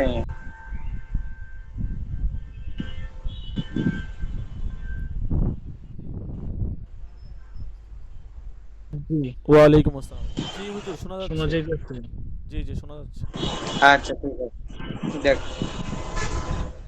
যে আলোচনাটা চলতেছিল যে গায়রে মারজুহের উপরে, অর্থাৎ গায়রে মারজু না, মারজুহের উপরে ফতোয়া প্রদান করা জায়েজ নেই, হারাম। এখানে থেকেই প্রশ্ন উঠছিল যে কিভাবে রাজেহ মারজুহ বোঝা যাবে। বলা হয়েছিল যে যিনি নকল করেছেন রাবির অবস্থা সম্পর্কে জেনেই আমাদেরকে এই বিষয়টা দাঁড় করতে হবে। এখন রাবির অবস্থা কিভাবে দাঁড় করব, এই ব্যাপারটা জানতেই তবাকাতের প্রকারগুলো চলে আসলো। যে রাবির কতগুলো অবস্থা হয়, কোন রাবি কোন হালতে থাকে। এজন্যই বলা হচ্ছে যে তবাকাতুল ফুকাহা আলা সাবআতি আকসামিন, ফুকাহায়ে কেরামদের স্তর 7টি স্তরে বিভক্ত করা হয়। প্রথমে নামগুলো শুধু দেখবা, মুখস্থ করার বা মুখস্থ রাখার সবচেয়ে সহজ স্রোত হলো নামগুলো আগে খেয়াল রাখবা। আল উলা তাবাকাতুল মুজতাহিদিন ফিশ শারঈ, যে প্রথম প্রকার হলো যিনারা শরিয়াতের বিষয়ের ক্ষেত্রে ইজতিহাদ করে থাকেন। প্রথম স্তরের নাম হলো যিনারা শরীয়তের বিষয়ের ক্ষেত্রে, শরীয়তের সমস্ত বিষয়ের ক্ষেত্রে, কোরআন হাদিস ইজমা কিয়াস সবগুলোর ক্ষেত্রে ইজতিহাদ করে থাকেন। এই স্তরটা অনেক খাওয়াজদের ক্ষেত্রে প্রযোজ্য, এজন্যই এখানে লোক কম। কাল আইম্মাতিল আরবাআতি রাদিয়াল্লাহু আনহুম, শুধুমাত্র 4 ইমাম জিনাদের মাযহাব এই যুগে বাকি আছে, আর কিছু ইমাম যাদের মাযহাব শেষ হয়ে গিয়েছে, কিন্তু জিনারা তোমার শরীয়তের ক্ষেত্রে ইজতিহাদ করে গিয়েছিলেন। বাকি ইবারতগুলো পরে পড়তেছে, আগে নামগুলো দেখো। প্রথম প্রকার বুঝলাম যে যারা শরীয়তের ক্ষেত্রে ইজতিহাদ করে গিয়েছেন এনারাই প্রথম স্তর। ওয়াসানিয়া তাবাকাতুল মুজতাহিদিন ফিল মাযহাবি, যখন এটা হলো খাওয়াজদের থেকে আরেকটু আমের মধ্যে চলে গেল। প্রথমটা তো বেশি খাস ছিল, আখাসুল খাওয়াস প্রথমটা ছিল, দ্বিতীয়টা খাওয়াসদের অন্তর্ভুক্ত হয়ে গেল, যে মাযহাবের মধ্যে যারা ইজতিহাদ করেছেন। প্রথমটা ছিল হলো যারা পুরা শরীয়ত নিয়ে গবেষণা করছেন, দ্বিতীয় নাম্বার দলটা হলো নিজ মাযহাব নিয়ে ইজতিহাদ করেছেন। নিজ মাযহাব নিয়ে কি করেছেন? ইজতিহাদ করেছেন। মিসাল দিছে কাবি ইউসুফ ওয়া মুহাম্মাদিন ওয়া সাইরি আসহাবি আবি হানিফা। এরপরে আবার পরে পড়তেছি, স্তরগুলো আগে দেখো। والثالثة طبقة المجتهدين في المسائل لا نص فيها عن صاحب المذهب। তৃতীয় নাম্বারটাও কিছুটা খাস কিছুটা আম, আম খাস মিন ওয়াজহিন। ইনারা হলেন ইজতিহাদ মাযহাবের মধ্যেই করতেছেন, মাযহাবের মাসাইলের মধ্যেই করতেছেন, কিন্তু মাযহাবের যিনারা বড় ইমাম উনাদের থেকে ওই ব্যাপারে কোনো নস নাই। উনাদের থেকে কোনো স্পষ্ট কথা নাই, এমন মাসআলার ক্ষেত্রে তিনারা কি করতেছেন? ইজতিহাদ করতেছেন। তাবাকাতুল মুজতাহিদিন ফিল মাসাইল আল্লাতী লা নাসসা ফিহা আন সাহিবিল মাযহাব। তাইলে ইনারাও মাযহাব নিয়েই গবেষণা করতেছেন, তবে দ্বিতীয় স্তর যে গিয়েছে ওনাদের থেকে ইনারা আরেকটু হলো আম, যে ওনারা সব মাসআলা নিয়ে ইজতিহাদ করবেন না, বরং যে মাসআলার মধ্যে বড়দের থেকে কোনো নস পাওয়া যায়নি, বড়দের থেকে কোনো কথাবার্তা পাওয়া যায়নি, বড় নিজের মাযহাবের বড় ইমামদের থেকে কোনো কথা পাওয়া যায়নি, সেক্ষেত্রেই তিনারা ইজতিহাদ করবেন। আর-রাবিআ তাবাকাতু আসহাবিত তাখরিজ মিনাল মুকাল্লিদিন। এই স্তরটা আরো একটু আম করে দিল, যে ইনারা শুধু আসহাবে তাখরিজ অর্থাৎ কোরআনে কারীম অথবা এক মাসআলা থেকে আরেক মাসআলা বের করতে পারেন, এক মাসআলা থেকে আরেক মাসআলা বের করতে পারেন আসহাবুত তাখরিজ ইনারা। কিন্তু ওই যে আরেকটা ইবারত দেখো, ফাইন্নাহুম লা ইয়াকদিরুনা আলাল ইজতিহাদি আসলা, কিন্তু তিনারা ইজতিহাদ করতে পারেন না। মানে তিনারা এক মাসআলার সাথে আরেক মাসআলাকে সামঞ্জস্য করতে পারেন, তাশবিহ দিতে পারেন, তোমার তাওজিহ দিতে পারেন, একটাকে আরেকটার সাথে সওয়াবের দিক থেকে মিলিয়ে আরেক মাসআলা বের করতে পারেন, কিন্তু ইজতিহাদ করার ক্ষমতা ওনাদের নেই।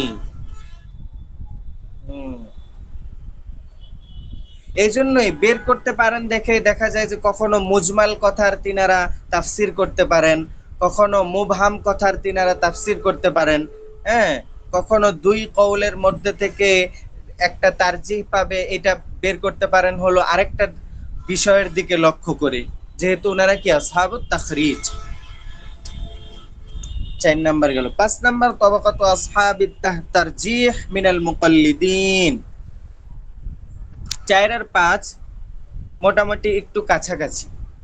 4 নাম্বারটা হলো ওনারা হলেন তাবাকাতু আসহাবিত তাখরিজ, ওনারা শুধু কি একটা থেকে আরেকটা বের করতে পারেন। 5 নাম্বার যিনারা রয়েছেন ওনারা শুধু বেরই করতে পারেন না, বরং ওনারা তারজিহ দিতে পারেন। ওনারা কি করতে পারেন? তাবাকাতু আসহাবিত তারজিহ মিনাল মুকাল্লিদিন। এনারাও মুকাল্লিদ, মুকাল্লিদ মানে নিজ ইমামের অনুসারী, অর্থাৎ নিজ মাযহাবের অনুসারী, মুকাল্লিদ। আল্লাহ, 5 নাম্বার গেল। তারপরে দেখো ওয়াসাদিসা তাবাকাতুল মুকাল্লিদিন আল কাদিরিন আলা তাময়িজ বাইনাল আকওয়া ওয়াল কওয়ি ওয়াল যায়ীফ ওয়া যাহিরির রিওয়ায়া ওয়া যাহিরিল মাযহাব ওয়ার রিওয়ায়াতিন নাদিরা। 6 নাম্বার বলা হচ্ছে যে যিনারা হলো সাধারণ মুকাল্লিদ মানে নিজ ইমামের অনুসারী, এবং যিনারা না তাখরিজের অন্তর্ভুক্ত না তারজিহের অন্তর্ভুক্ত, না তিনারা ইজতিহাদ করতে পারেন, অর্থাৎ কোনো ক্ষমতাই তো ওনাদের মধ্যে নেই, শুধুমাত্র কওয়ি আকওয়ার মধ্যে পার্থক্য করতে পারেন, যায়িফের মধ্যে যাহিরুর রিওয়ায়া গায়রু যাহিরুর মধ্যে পার্থক্য করতে পারেন। অর্থাৎ তিনারা মাযহাব নিয়ে মোটামুটি গবেষণা করার কারণে মাযহাবের কোনটা কি এগুলো তিনারা বলতে পারেন। এক্ষেত্রে বর্তমান যুগের যিনারা যুগশ্রেষ্ঠ মুফতিয়ানে কেরাম রয়েছেন ওনারা এই ব্যাপারটার মধ্যে অন্তর্ভুক্ত, কারণ এখন সমস্ত মাসআলা হ্যাঁ তোমার সুন্দরভাবে চলে আসছে, এগুলোর মধ্যে তারজিহ হয়ে গেছে, এগুলোর মধ্যে হ্যাঁ একটা আরেকটার সাথে সামঞ্জস্য হইয়া আরেকটা মাসআলা বের হওয়া হয়ে গেছে। এই জন্য বর্তমান যিনারা যেমন তকি ওসমানী সাহেব, এরপরে ওনাদের তবাকাত যেমন চট্টগ্রামের ছিলেন মুফতি আব্দুল সালাম সাহেব রহিমাহুল্লাহ, ওনারা এই তবকার মধ্যে পড়বেন, কারণ ওনারা কি করতে পারতেন যে কোনটা কবি কোনটা আকওয়া, কোনটার উপর আমল করা যাবে কোনটা ছাড়তে হবে এগুলো ওনারা বুঝতেন।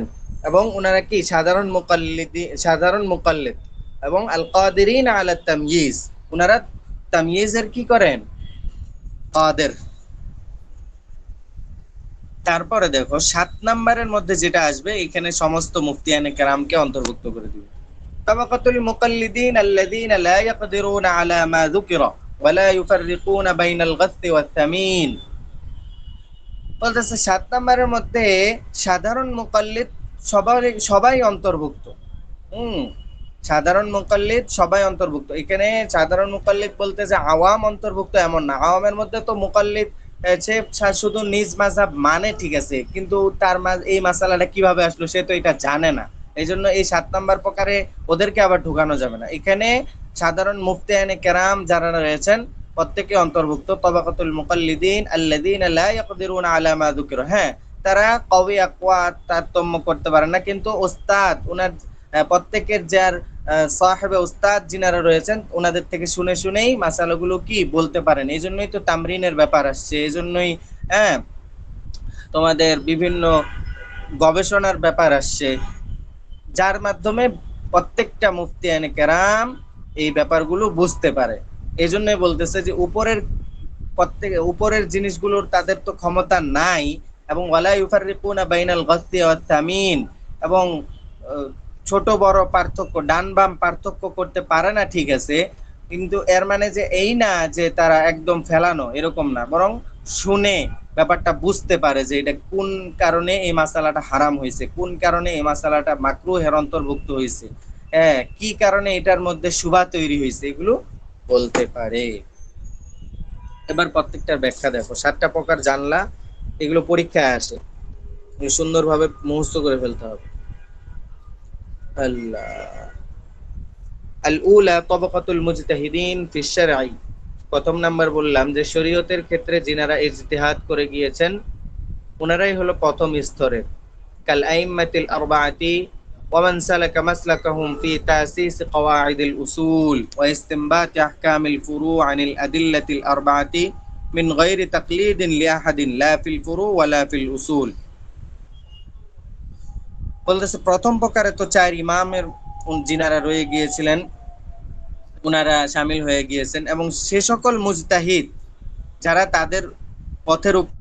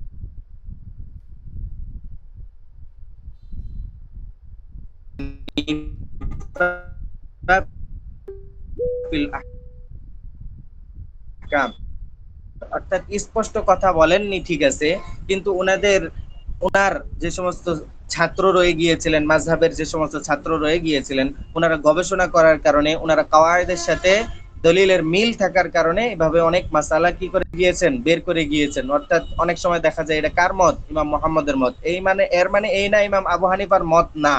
আবু হানিফা রহমতুল্লাহ যদি থাকতেন তাহলে উনার মতও কি এটাই হইতো। উনি ওই ব্যাপারে সরাসর অর্থাৎ স্পষ্ট কথা বলেননি দেখে ওই যে ওনার ছাত্ররা যিনারা ছিলেন ওনারা কাওয়ায়েদ ও আদিল্লা দেখে হুকুমের মধ্যে এই মাসালাগুলো ফিট করে দিয়েছেন। وإن خالفوه في بعض الأحكام الفروع في بعض أحكام الفروع لكن يقلدونه في قواعد الأصول।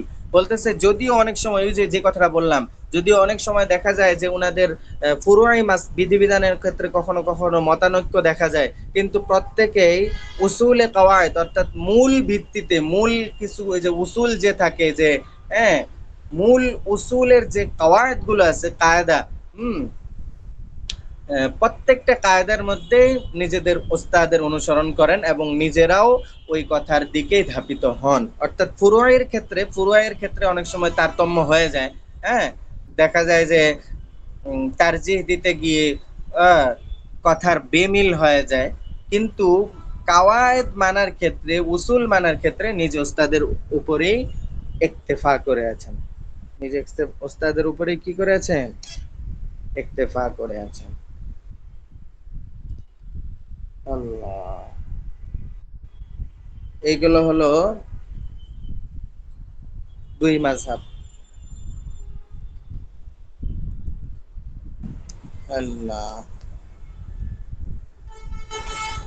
তারপরে দেখো الثالثة طبقة المجتهدين في المسائل لا نص فيها عن صاحب المذهب كالقصاف وأبي جعفر الطحاوي وأبي الحسن الكرخي وشمس الأئمة الحلواني وشمس الأئمة السرخسي وفخر الإسلام البزدوي وفخر الدين قاضي خان وأمثالهم। দেখো স্তরগুলো সুন্দরভাবে বের হয়েছে। প্রথম স্তরে রাখছে 4 ইমামকে, দ্বিতীয় স্তরে রাখছে 4 ইমামের প্রত্যেক ছাত্রকে, তৃতীয় স্তরে রাখছে ছাত্রের ছাত্রকে। হ্যাঁ, ছাত্রের ছাত্রকে। যেমন তহাবি রহমতুল্লাহ আলাইহি, ইনি মোহাম্মদ রহমতুল্লাহ আলাইহির ছাত্র ছিলেন। হ্যাঁ, ওনারা এরকম ভাবে নিজেদের মাযহাব নিয়ে গবেষণা করেছিলেন। হ্যাঁ, এরকম ভাবেই স্তরগুলো সাজানো হয়েছে। তাইলে তৃতীয় নাম্বার স্তর বলা হচ্ছে যে যিনারা মাসাইলের ক্ষেত্রে ইজতিহাদ করেছেন, মাসাইলে মাযহাব, মাসাইল ফিল মাযহাব আল্লাতী লা নাস্তাফিয়া আন সাহিবিল মাযহাব, যে এমন মাসালার ক্ষেত্রে ইজতিহাদ করেছেন সাহাবী মাযহাব থেকে যে ব্যাপারে কোনো নস নেই। এটা তো করতেই হবে, কারণ ওই যে যেমন ইমাম মুহাম্মদ রহমতুল্লাহ, ইমাম আবু ইউসুফ রহমতুল্লাহ আলাইহি এবং ওনার আসহাব যিনারা ছিলেন, ওনারা যখন আবু হানিফা রহমতুল্লাহ আলাইহি ইন্তেকাল হয়ে গেল, উনি এবং সরাসর কোনো মাসালায় সরাসর কথা বলেননি, স্পষ্ট কথা বলেননি, তো তিনারা গবেষণা করে ওইটা বের করছেন। এখন এমনও তো কিছু মাসালা রয়ে গিয়েছে যেগুলো আবু ইউসুফ রহমতুল্লাহ আলাইহি, ইমাম মুহাম্মদ রহমতুল্লাহ আলাইহিও সরাসর কথা বলেননি, ঠিক না? এগুলোর ক্ষেত্রে যিনারা ইজতিহাদ করেছেন ওনাদেরকে রাখা হয়েছে তৃতীয় স্তরে। আল্লাহ, فإنهم لا يقدرون على شيء من المخالفة لا في الأصول ولا في الفروع لكنهم يستنبطون الأحكام في المسائل التي لا نص فيها عنه على حسب الأصول والقواعد। এটাই বলতেছে যে দ্বিতীয় স্তরের যিনারা ছিলেন ওনারা তো অনেক সময় দেখা গেছে ফুরুআতের ক্ষেত্রে কখনো কখনো তারতম্য দেখা গেছে, কারণ ওনাদের মেধা এবং ওনাদের ইজতিহাদ শক্তি বেশি ছিল। কিন্তু তৃতীয় স্তরে যেহেতু ওনারা ছাত্রের ছাত্র, এই জন্য ওনাদের মুখালাফাত কখনোই পাওয়া যাবে না, মুখালাফাত করতেও পারবে না, করলে ওনার ইমানের মধ্যে কমতি চলে আসবে, ওনার মাযহাব মানার মধ্যে সমস্যা হয়ে যাবে। এজন্যই বলতেছে ফাইন্নাহুম লা ইয়াকদিরুনা আলা শাইইন মিনাল মুখালাফা, মুখালাফাতের কোনো ক্ষেত্রেই তাদেরকে পাওয়া যাবে না, বা ওনারা পারেন না, মুখালাফাত করতে পারেনই না। কিসের ক্ষেত্রে? লাফিল উসুল, উসুলের ক্ষেত্রে তো নাই, যেখানে মুহাম্মদ রহমতুল্লাহ, আবু ইউসুফ রহমতুল্লাহ ওনারাই উসুলের ক্ষেত্রে কি মুখালাফাত করেননি, ওয়ালা ফিল ফুরু, ফুরু এর ক্ষেত্রেও নয়। লাকিন্নাহুম ইয়াস্তামবিতুনা আল আহকাম ফিল মাসাইল, কিন্তু ওনারাও ওই সমস্ত মাসালা যেগুলো ওনাদের আসহাবদের থেকে স্পষ্টভাবে কথা আসেনি, ওগুলো নিয়ে তিনারা গবেষণা করে মাসালা বের করেছেন। আল্লাতী লা নাসসা ফিহা আনহু, হ্যাঁ, আলা কিভাবে বের করেছেন? আলা হাসবিল উসুল, শুধুমাত্র নিজ মন গড়ায় নয়। ওই যে মন গড়ায় কথা বললে তো বলেই দিছে যে এটা তাশাহির অন্তর্ভুক্ত হয়ে যাবে। আলা হাসবিল উসুল ওয়াল কাওয়াইদ, হ্যাঁ, উসুল ও কাওয়াইদের ভিত্তিতে, জব্ত জওয়াবেতের ভিত্তিতে। তৃতীয় নাম্বার স্তর গেল। চতুর্থ নাম্বার স্তরটা তাইলে এখন বাইর হবে হলো, প্রথমটা ছিল তো ইমামদের প্রথমটা স্তর, দ্বিতীয় স্তর হলো ইমামদের ছাত্র, তৃতীয় স্তর হলো ইমামদের ছাত্রের ছাত্র, চতুর্থ স্তর হলো ইমামদের ছাত্রের ছাত্রের ছাত্র। এভাবে বের হচ্ছে, বুঝছো? طبقة أصحاب التخريج من المقلدين كالرازي وأزرابه, যে মুকাল্লিদ মানে নিজ মাযহাবের অনুসারী, এটা আর কি। এখানে শুধুমাত্র যে আবু হানিফার মাযহাব টানা হচ্ছে এমন না, এখানে ইমাম শাফির যে সমস্ত ছাত্রের ছাত্রের রয়েছে ওনারাও এখানে অন্তর্ভুক্ত হবে, এইভাবে আর কি। যে মুকাল্লিদি নিজ ইমাম এর অনুসারী করে যিনারা হলেন মাসআলা বেরকারীদের অন্তর্ভুক্ত, চতুর্থ নাম্বার স্তর হলো তাদের। তাইলে মুকাল্লিদিন অর্থাৎ নিজ ইমামের অনুসরণ করে মাসআলা বের করেছেন যিনারা, ওনারাই হলো চতুর্থ স্তরের অন্তর্ভুক্ত। ইনাদের অন্তর্ভুক্ত রয়েছেন হলো কার রাজি ওয়া আজরাবিহি, ইমাম রাজি রাহিমাহুল্লাহু তাআলা, ইমাম জাসসাস রাহিমাহুল্লাহু তাআলা। فإنهم لا يقدرون على الاجتهاد أصلا। তৃতীয় নাম্বার স্তর, ওনারা তো ইজতিহাদ করেছিলেন, যদিও মাসআলা কিসের ক্ষেত্রে ইজতিহাদ করেছিলেন? মাসআলার ক্ষেত্রে ইজতিহাদ করেছিলেন।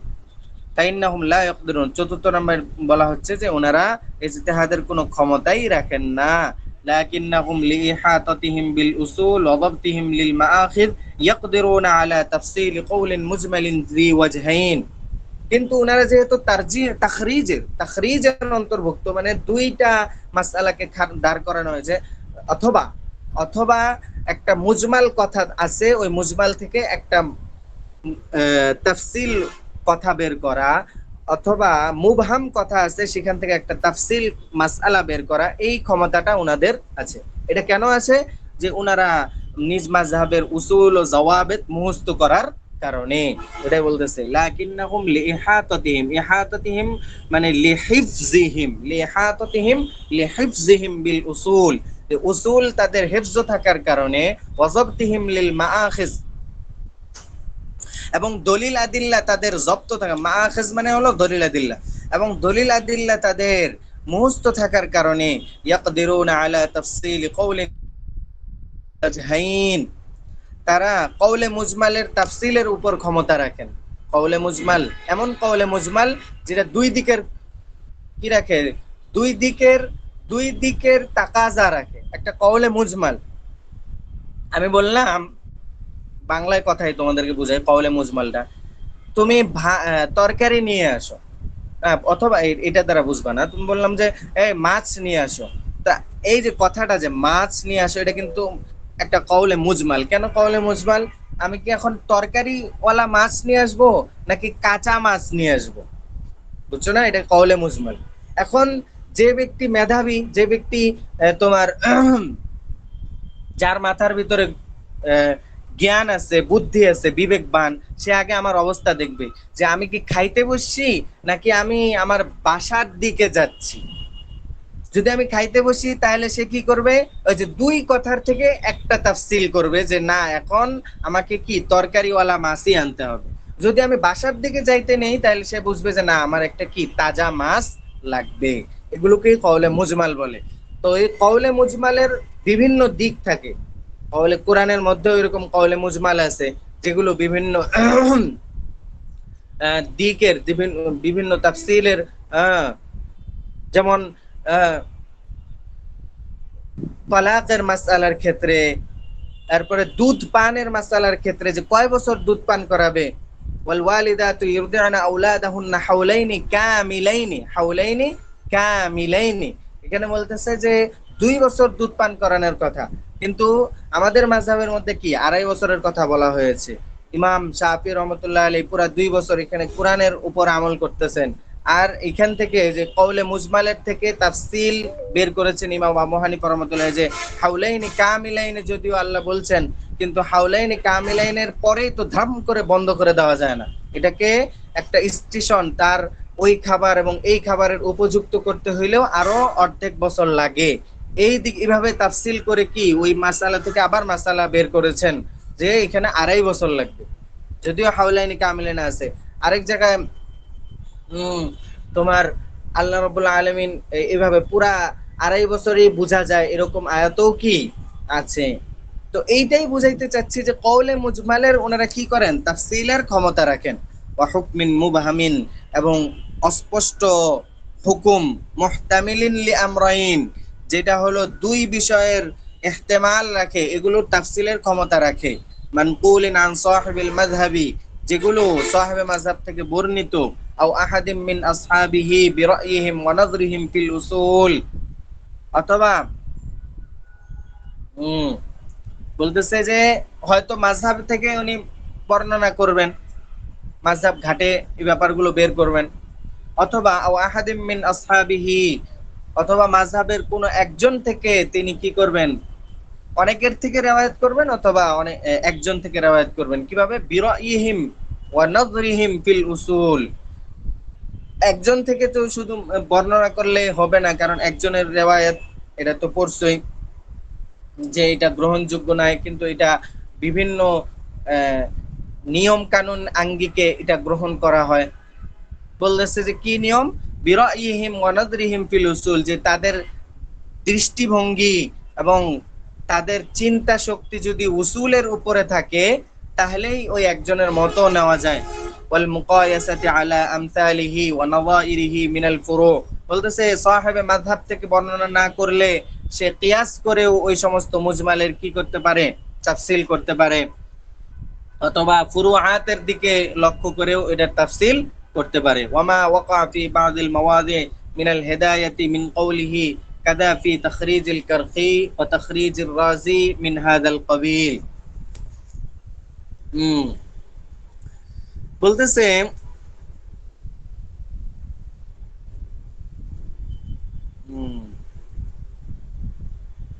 হেদায়া গ্রন্থের বিভিন্ন স্থানে কাদা ফি তাখরিজিল কারখি এবং কাদা ফি তাখরিজির রাজি রয়েছে। এর দ্বারা কি এটাই উদ্দেশ্য, মানে ও বলতেছে যে মাসালা বলার পরে পরে এরকম বলছে, মানে এই যে ইমাম কারখি রহমতুল্লাহ আলাইহি উনি এটা তাখরিজ করে বের করেছেন, অর্থাৎ অন্য মাসালার সাথে তাখরিজ করে এটা কি করেছেন, বের করেছেন। অর্থাৎ ইমাম কারখি জাসসাস এসব মাসালার তাফসিল করেছেন। অর্থাৎ 4 নাম্বার স্তরটা আমরা পেলাম যে ওনারা ইজতিহাদের ক্ষমতা রাখেন না, কিন্তু কওলে মুজমাল, কওলে মুবহাম, যেগুলো দুই দিকের সম্ভাবনা রাখে, দুইটার ইহতিমাল রাখে, দুই বিষয়ের ইহতিমাল রাখে, সেগুলোর ওনারা তাফসিল করেছেন। এই প্রকারের মধ্যে চতুর্থ স্তরটা অন্তর্ভুক্ত। আল খামিসা তাবাকাতু আসহাবিত তারজিহ মিনাল মুকাল্লিদিন কাবিল হাসানিল কুদুরি ওয়া সাহিবিল হিদায়া ওয়া আমসালিহিম। এবার আসতেছেন 5ম নাম্বার স্তরে, হলো নিজ মাযহাবের যিনারা তাসনিফাত লিখে গিয়েছেন এবং উনাদের তাসনিফাত গুলো বিভিন্ন জায়গায় প্রসিদ্ধ, উনারা এই প্রকারের মধ্যে অন্তর্ভুক্ত।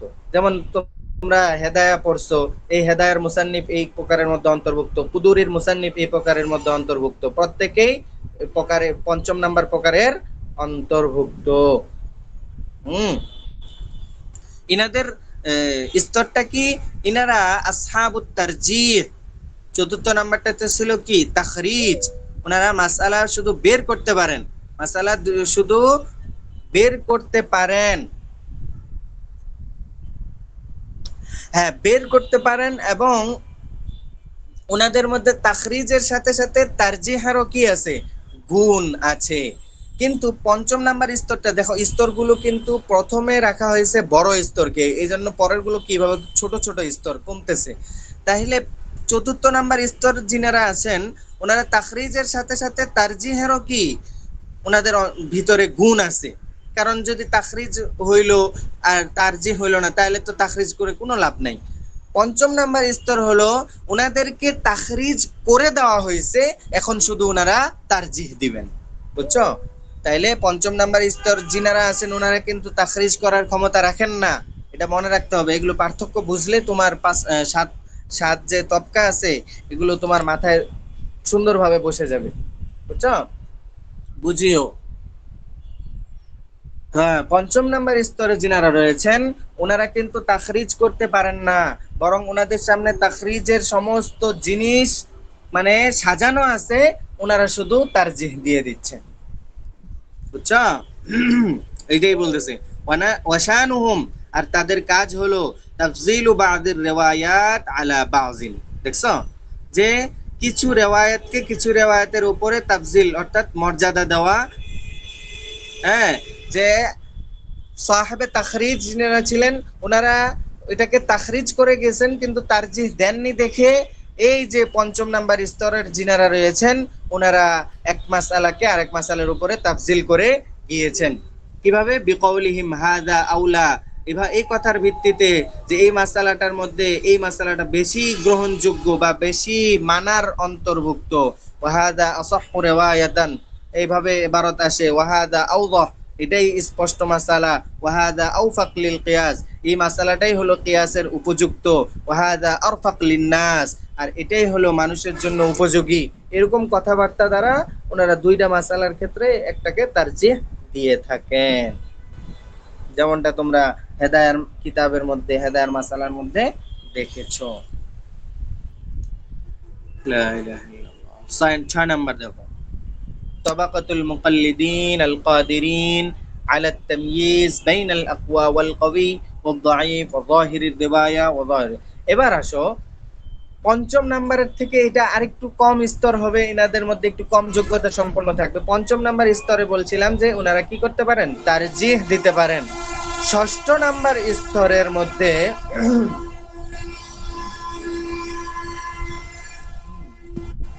ষষ্ঠ নাম্বার স্তরের মধ্যে যেটা রয়েছে ওনারা হলো তাময়িজের স্তর।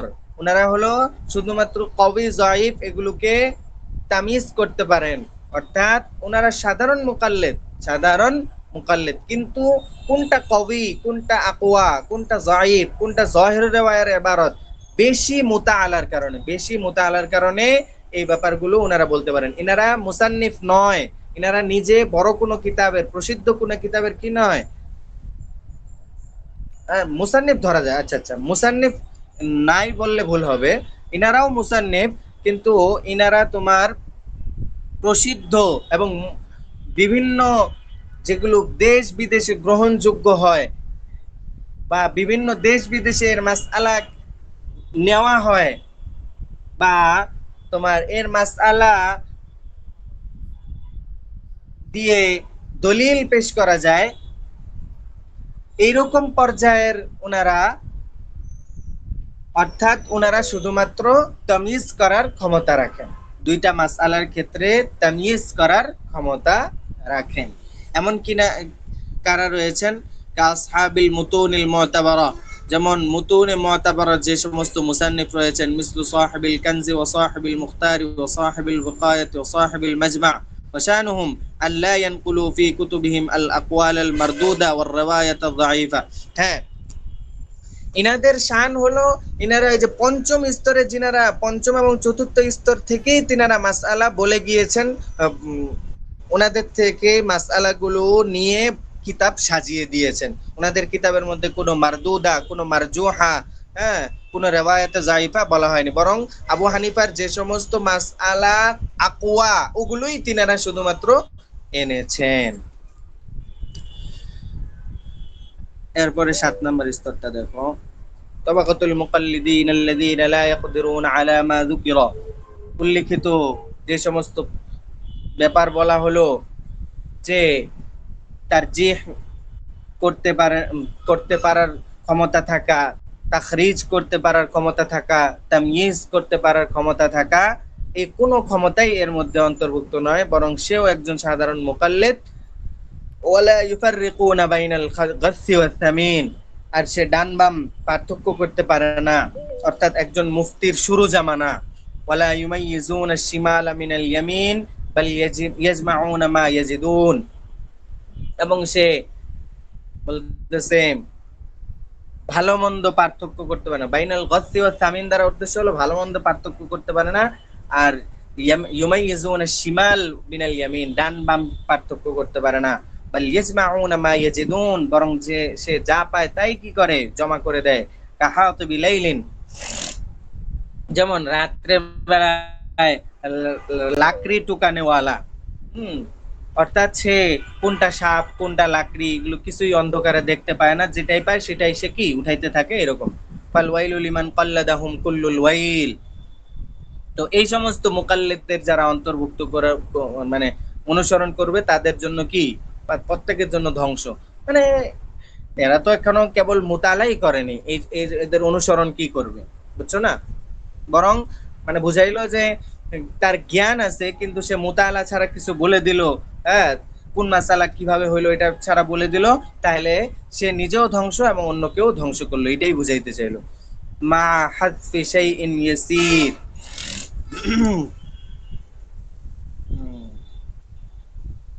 আচ্ছা, বলতেছে যে এখানে আরো কিছু কথা উনি কি করছেন, হযফ করে দিয়েছেন। এই 7 প্রকারের আরো বিশ্লেষণ করলে বিশ্লেষণ করা যায়, কিছু কথা এখানে হযফ করা হয়েছে। ওয়াসাতাতি বাকিয়াতুল কালাম ফি যালিকা ফি আখিরিল ফাতাওয়াল খাইরিয়া, বাকি কথাগুলো ফাতাওয়াল খাইরিয়ার মধ্যে আছে। ওয়ালা শাক্কা আন্না মারিফাতা রাজিহাল মুখতালিফ ফীহি মিন মারজুহিহি ওয়া মারাতিবুহু কুওয়াতান ওয়া দু'ফান ওয়া হুয়া নিহায়াতা آمال المسبرين في تحصيل العلم، فالمفروض على المفتي والقاضي التثبت في الجواب وعدم المجازفة فيهما خوفا من الافتراء على الله تعالى بتحريم حلال وضده، ويحرم اتباع الهوى والتشهي والميل إلى المال الذي هو الداهية الكبرى والمصيبة العظمى، فإن ذلك أمر عظيم لا يتجاسر عليه إلا كل جاهل شقي। এখন একটা লাস্টে ফিনিশিং কথা বলে দিচ্ছে যে কখনোই মতবিরোধপূর্ণ মাসআলার ক্ষেত্রে রাজিহ মারজুহকে শনাক্ত করা এবং শক্তিশালী ও দুর্বল মত সম্পর্কে অবগত হওয়া ইলমে ফিকহ অর্জনের ক্ষেত্রে, হ্যাঁ, ইলমে ফিকহ অর্জনের ক্ষেত্রে সবার এটাই আকাঙ্ক্ষা, এটাই বলতেছে আন্না মারিফা, এটাই জানা উচিত, বা ইলমে ফিকহ অর্জনের ক্ষেত্রে এটাই মূল টার্গেট। আন্না মারিফাতা রাজিহুল মুখতালাফ ফি মিন মারজুহিহি, যে মারজুহের মধ্যে মুখতালাফ ফি মাসালার ক্ষেত্রে মারজুহের মধ্যে রাজিহ কোনটা এটাই জানা কি মূল উদ্দেশ্য। ওয়া মারাতিবুহু কুওয়াতান ওয়া দু'ফান, এবং এই মাসআলার স্তর অথবা রাবির স্তর জানা, কুওয়াতের দিক থেকে হোক যফের দিক থেকে হোক, এটাই কি একজন মুফতির মূল টার্গেট। ওইটাই বলতেছে ওয়া হুয়া নিহায়াতু আমালিল মুসমাররিন।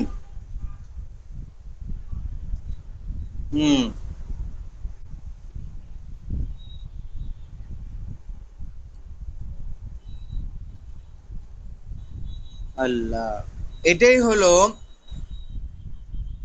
ফি তাহসিলিল ইলমি, ইলম অর্জনের ক্ষেত্রে যারা মগ্ন থাকবে তাদের মূল টার্গেট বা তাদের আশার শেষ স্তর। ফাল মাফরুযু আলাল মুফতি ওয়াল কাযী, সুতরাং মুফতি এবং কাজীর উপরে ফরজের মতো একটি কাজ হলো আত-তাসাব্বুতু ফিল জওয়াব, যে জবাবের ক্ষেত্রে খুব সচেতনতা অবলম্বন করা।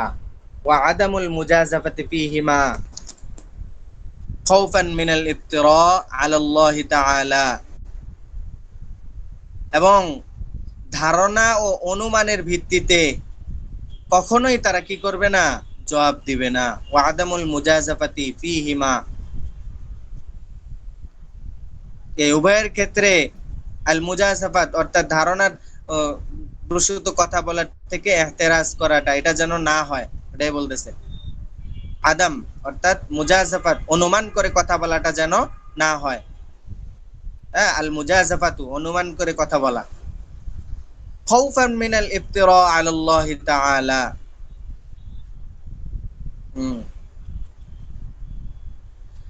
এটা কেন করবে? হালালকে হারাম কিংবা হারামকে হালাল সাব্যস্ত করার ক্ষেত্রে আল্লাহ তাআলার উপর মিথ্যা আরোপ করা থেকে ভয় করবে। কারণ তুমি যদি হালালকে হারাম বলে ফেলো, তাহলে তুমি আল্লাহর উপর মিথ্যা বললা, যে আল্লাহ এটা হালাল করছিল, তুমি এটাকে হারাম করে ফেললা। হ্যাঁ, এজন্য বলতেছে খাউফান, এই ভয়ে, মিনাল ইফতিরা, আল্লাহর উপরে মিথ্যা অপবাদ রটানো, আল্লাহ তাআলা বিতাহরিমি হালালিন ওয়া দিদ্দিহি, ওই যে হালালকে হারাম সাব্যস্ত করা, দিদ্দি মানে তার বিপরীত করা, মানে হারামকে হালাল সাব্যস্ত করা, মাধ্যমে আল্লাহর উপর মিথ্যা অপবাদ দেওয়ার থেকে ভয় করে এই কাজ থেকে বিরত থাকবে। ওয়া ইয়াহরুমু ইত্তিবাউল হাওয়া, এবং সে ইত্তিবায়ে হাওয়া এর থেকে বেঁচে থাকবে। ইয়াহরুমুর অর্থ এখানে কি? বেঁচে থাকা।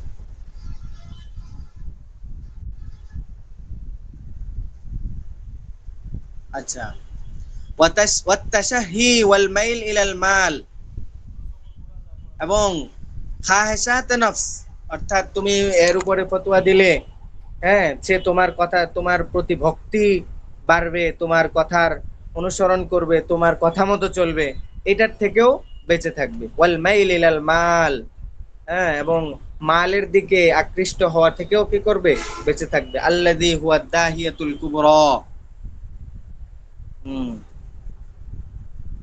এটাই হলো এই ধন সম্পদ, এটা হলো সবচেয়ে বড় বিপদ। সবচেয়ে বড় কি? বিপদ। ওয়াল মুসিবাতুল উজমা, এবং সবচেয়ে বড় মুসিবত। ফাইন্না যালিকা আমরুন আযীমুন লা ইয়াতাজাসারু আলাইহি ইল্লা কুল্লু জাহিলিন শাকিন। বলেছে এটা এমন একটা বড় বিষয়, মারাত্মক বিষয়, যেটার দিকে একজন অজ্ঞ, যে পাগল, যে যার যে হলো জাহেল, যে হলো শাকি, যে হতভাগা, সেই এই দিকে ধাপিত হয়। অর্থাৎ হারামকে হারাম সাব্যস্ত করে, এদিকে একজন অজ্ঞ হতভাগা, সেই কি এদিকে ধাপিত হয়।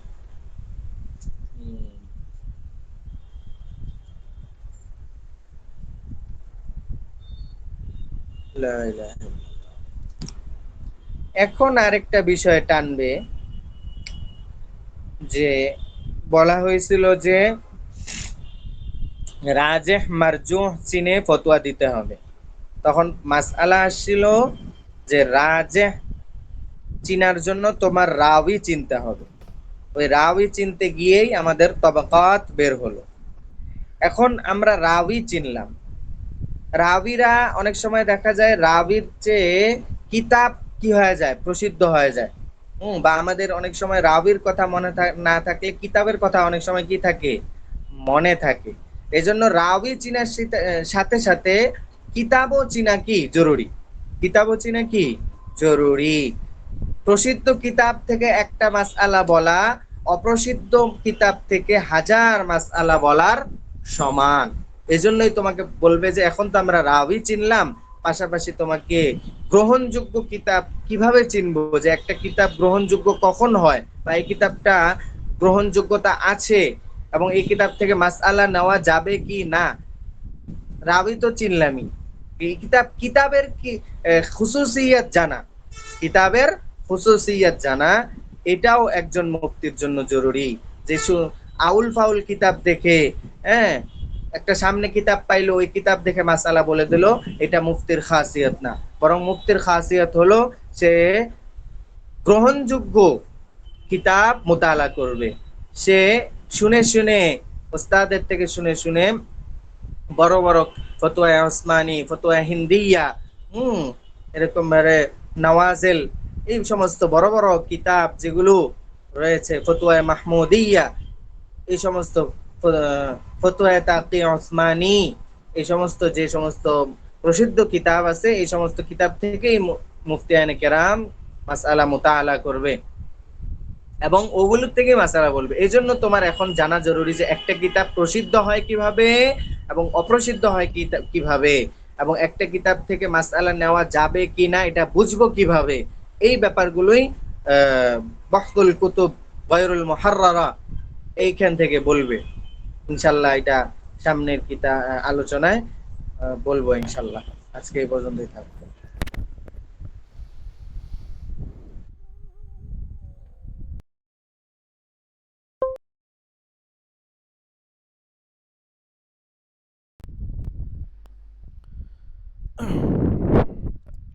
জি, আচ্ছা ঠিক আছে, শুকরিয়া, জাযাকুমুল্লাহ।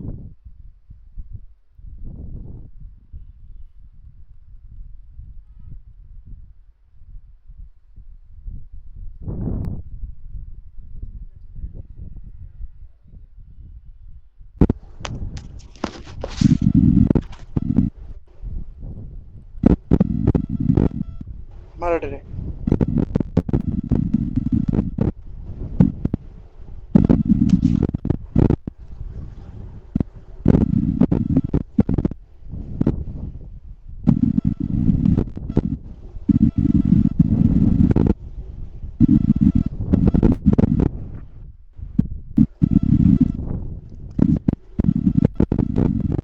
জি, সকলেই একটু অপেক্ষা করি, হাজিরা হবে, হাজিরা দিয়ে ইনশাল্লাহ আমরা ক্লাস থেকে লিখে নেব।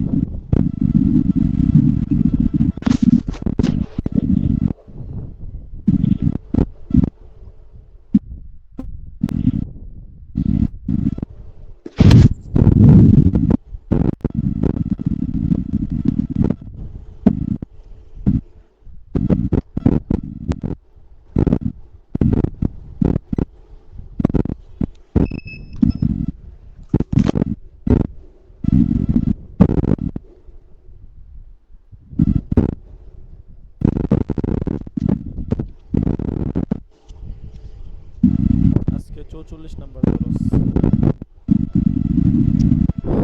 সাবেত আহমদ, মুশফিকুর রহমান,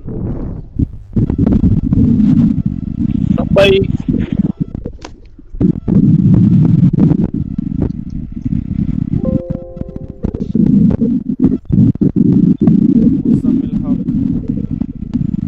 জালালউদ্দিন রুমি,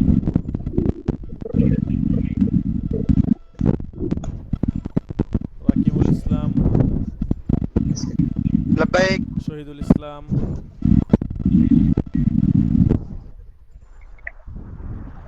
শহীদুল ইসলাম নাই, আসাদুল্লাহ, মমিনুল ইসলাম, লব্বাইক রিয়াজুল ইসলাম। রিয়াজুল ইসলাম আছে, সাইফুল ইসলাম,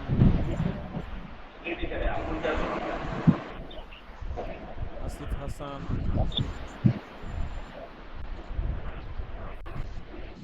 আল আমিন, لبيك নাসির শাহরিন, তসলিম হুসাইন,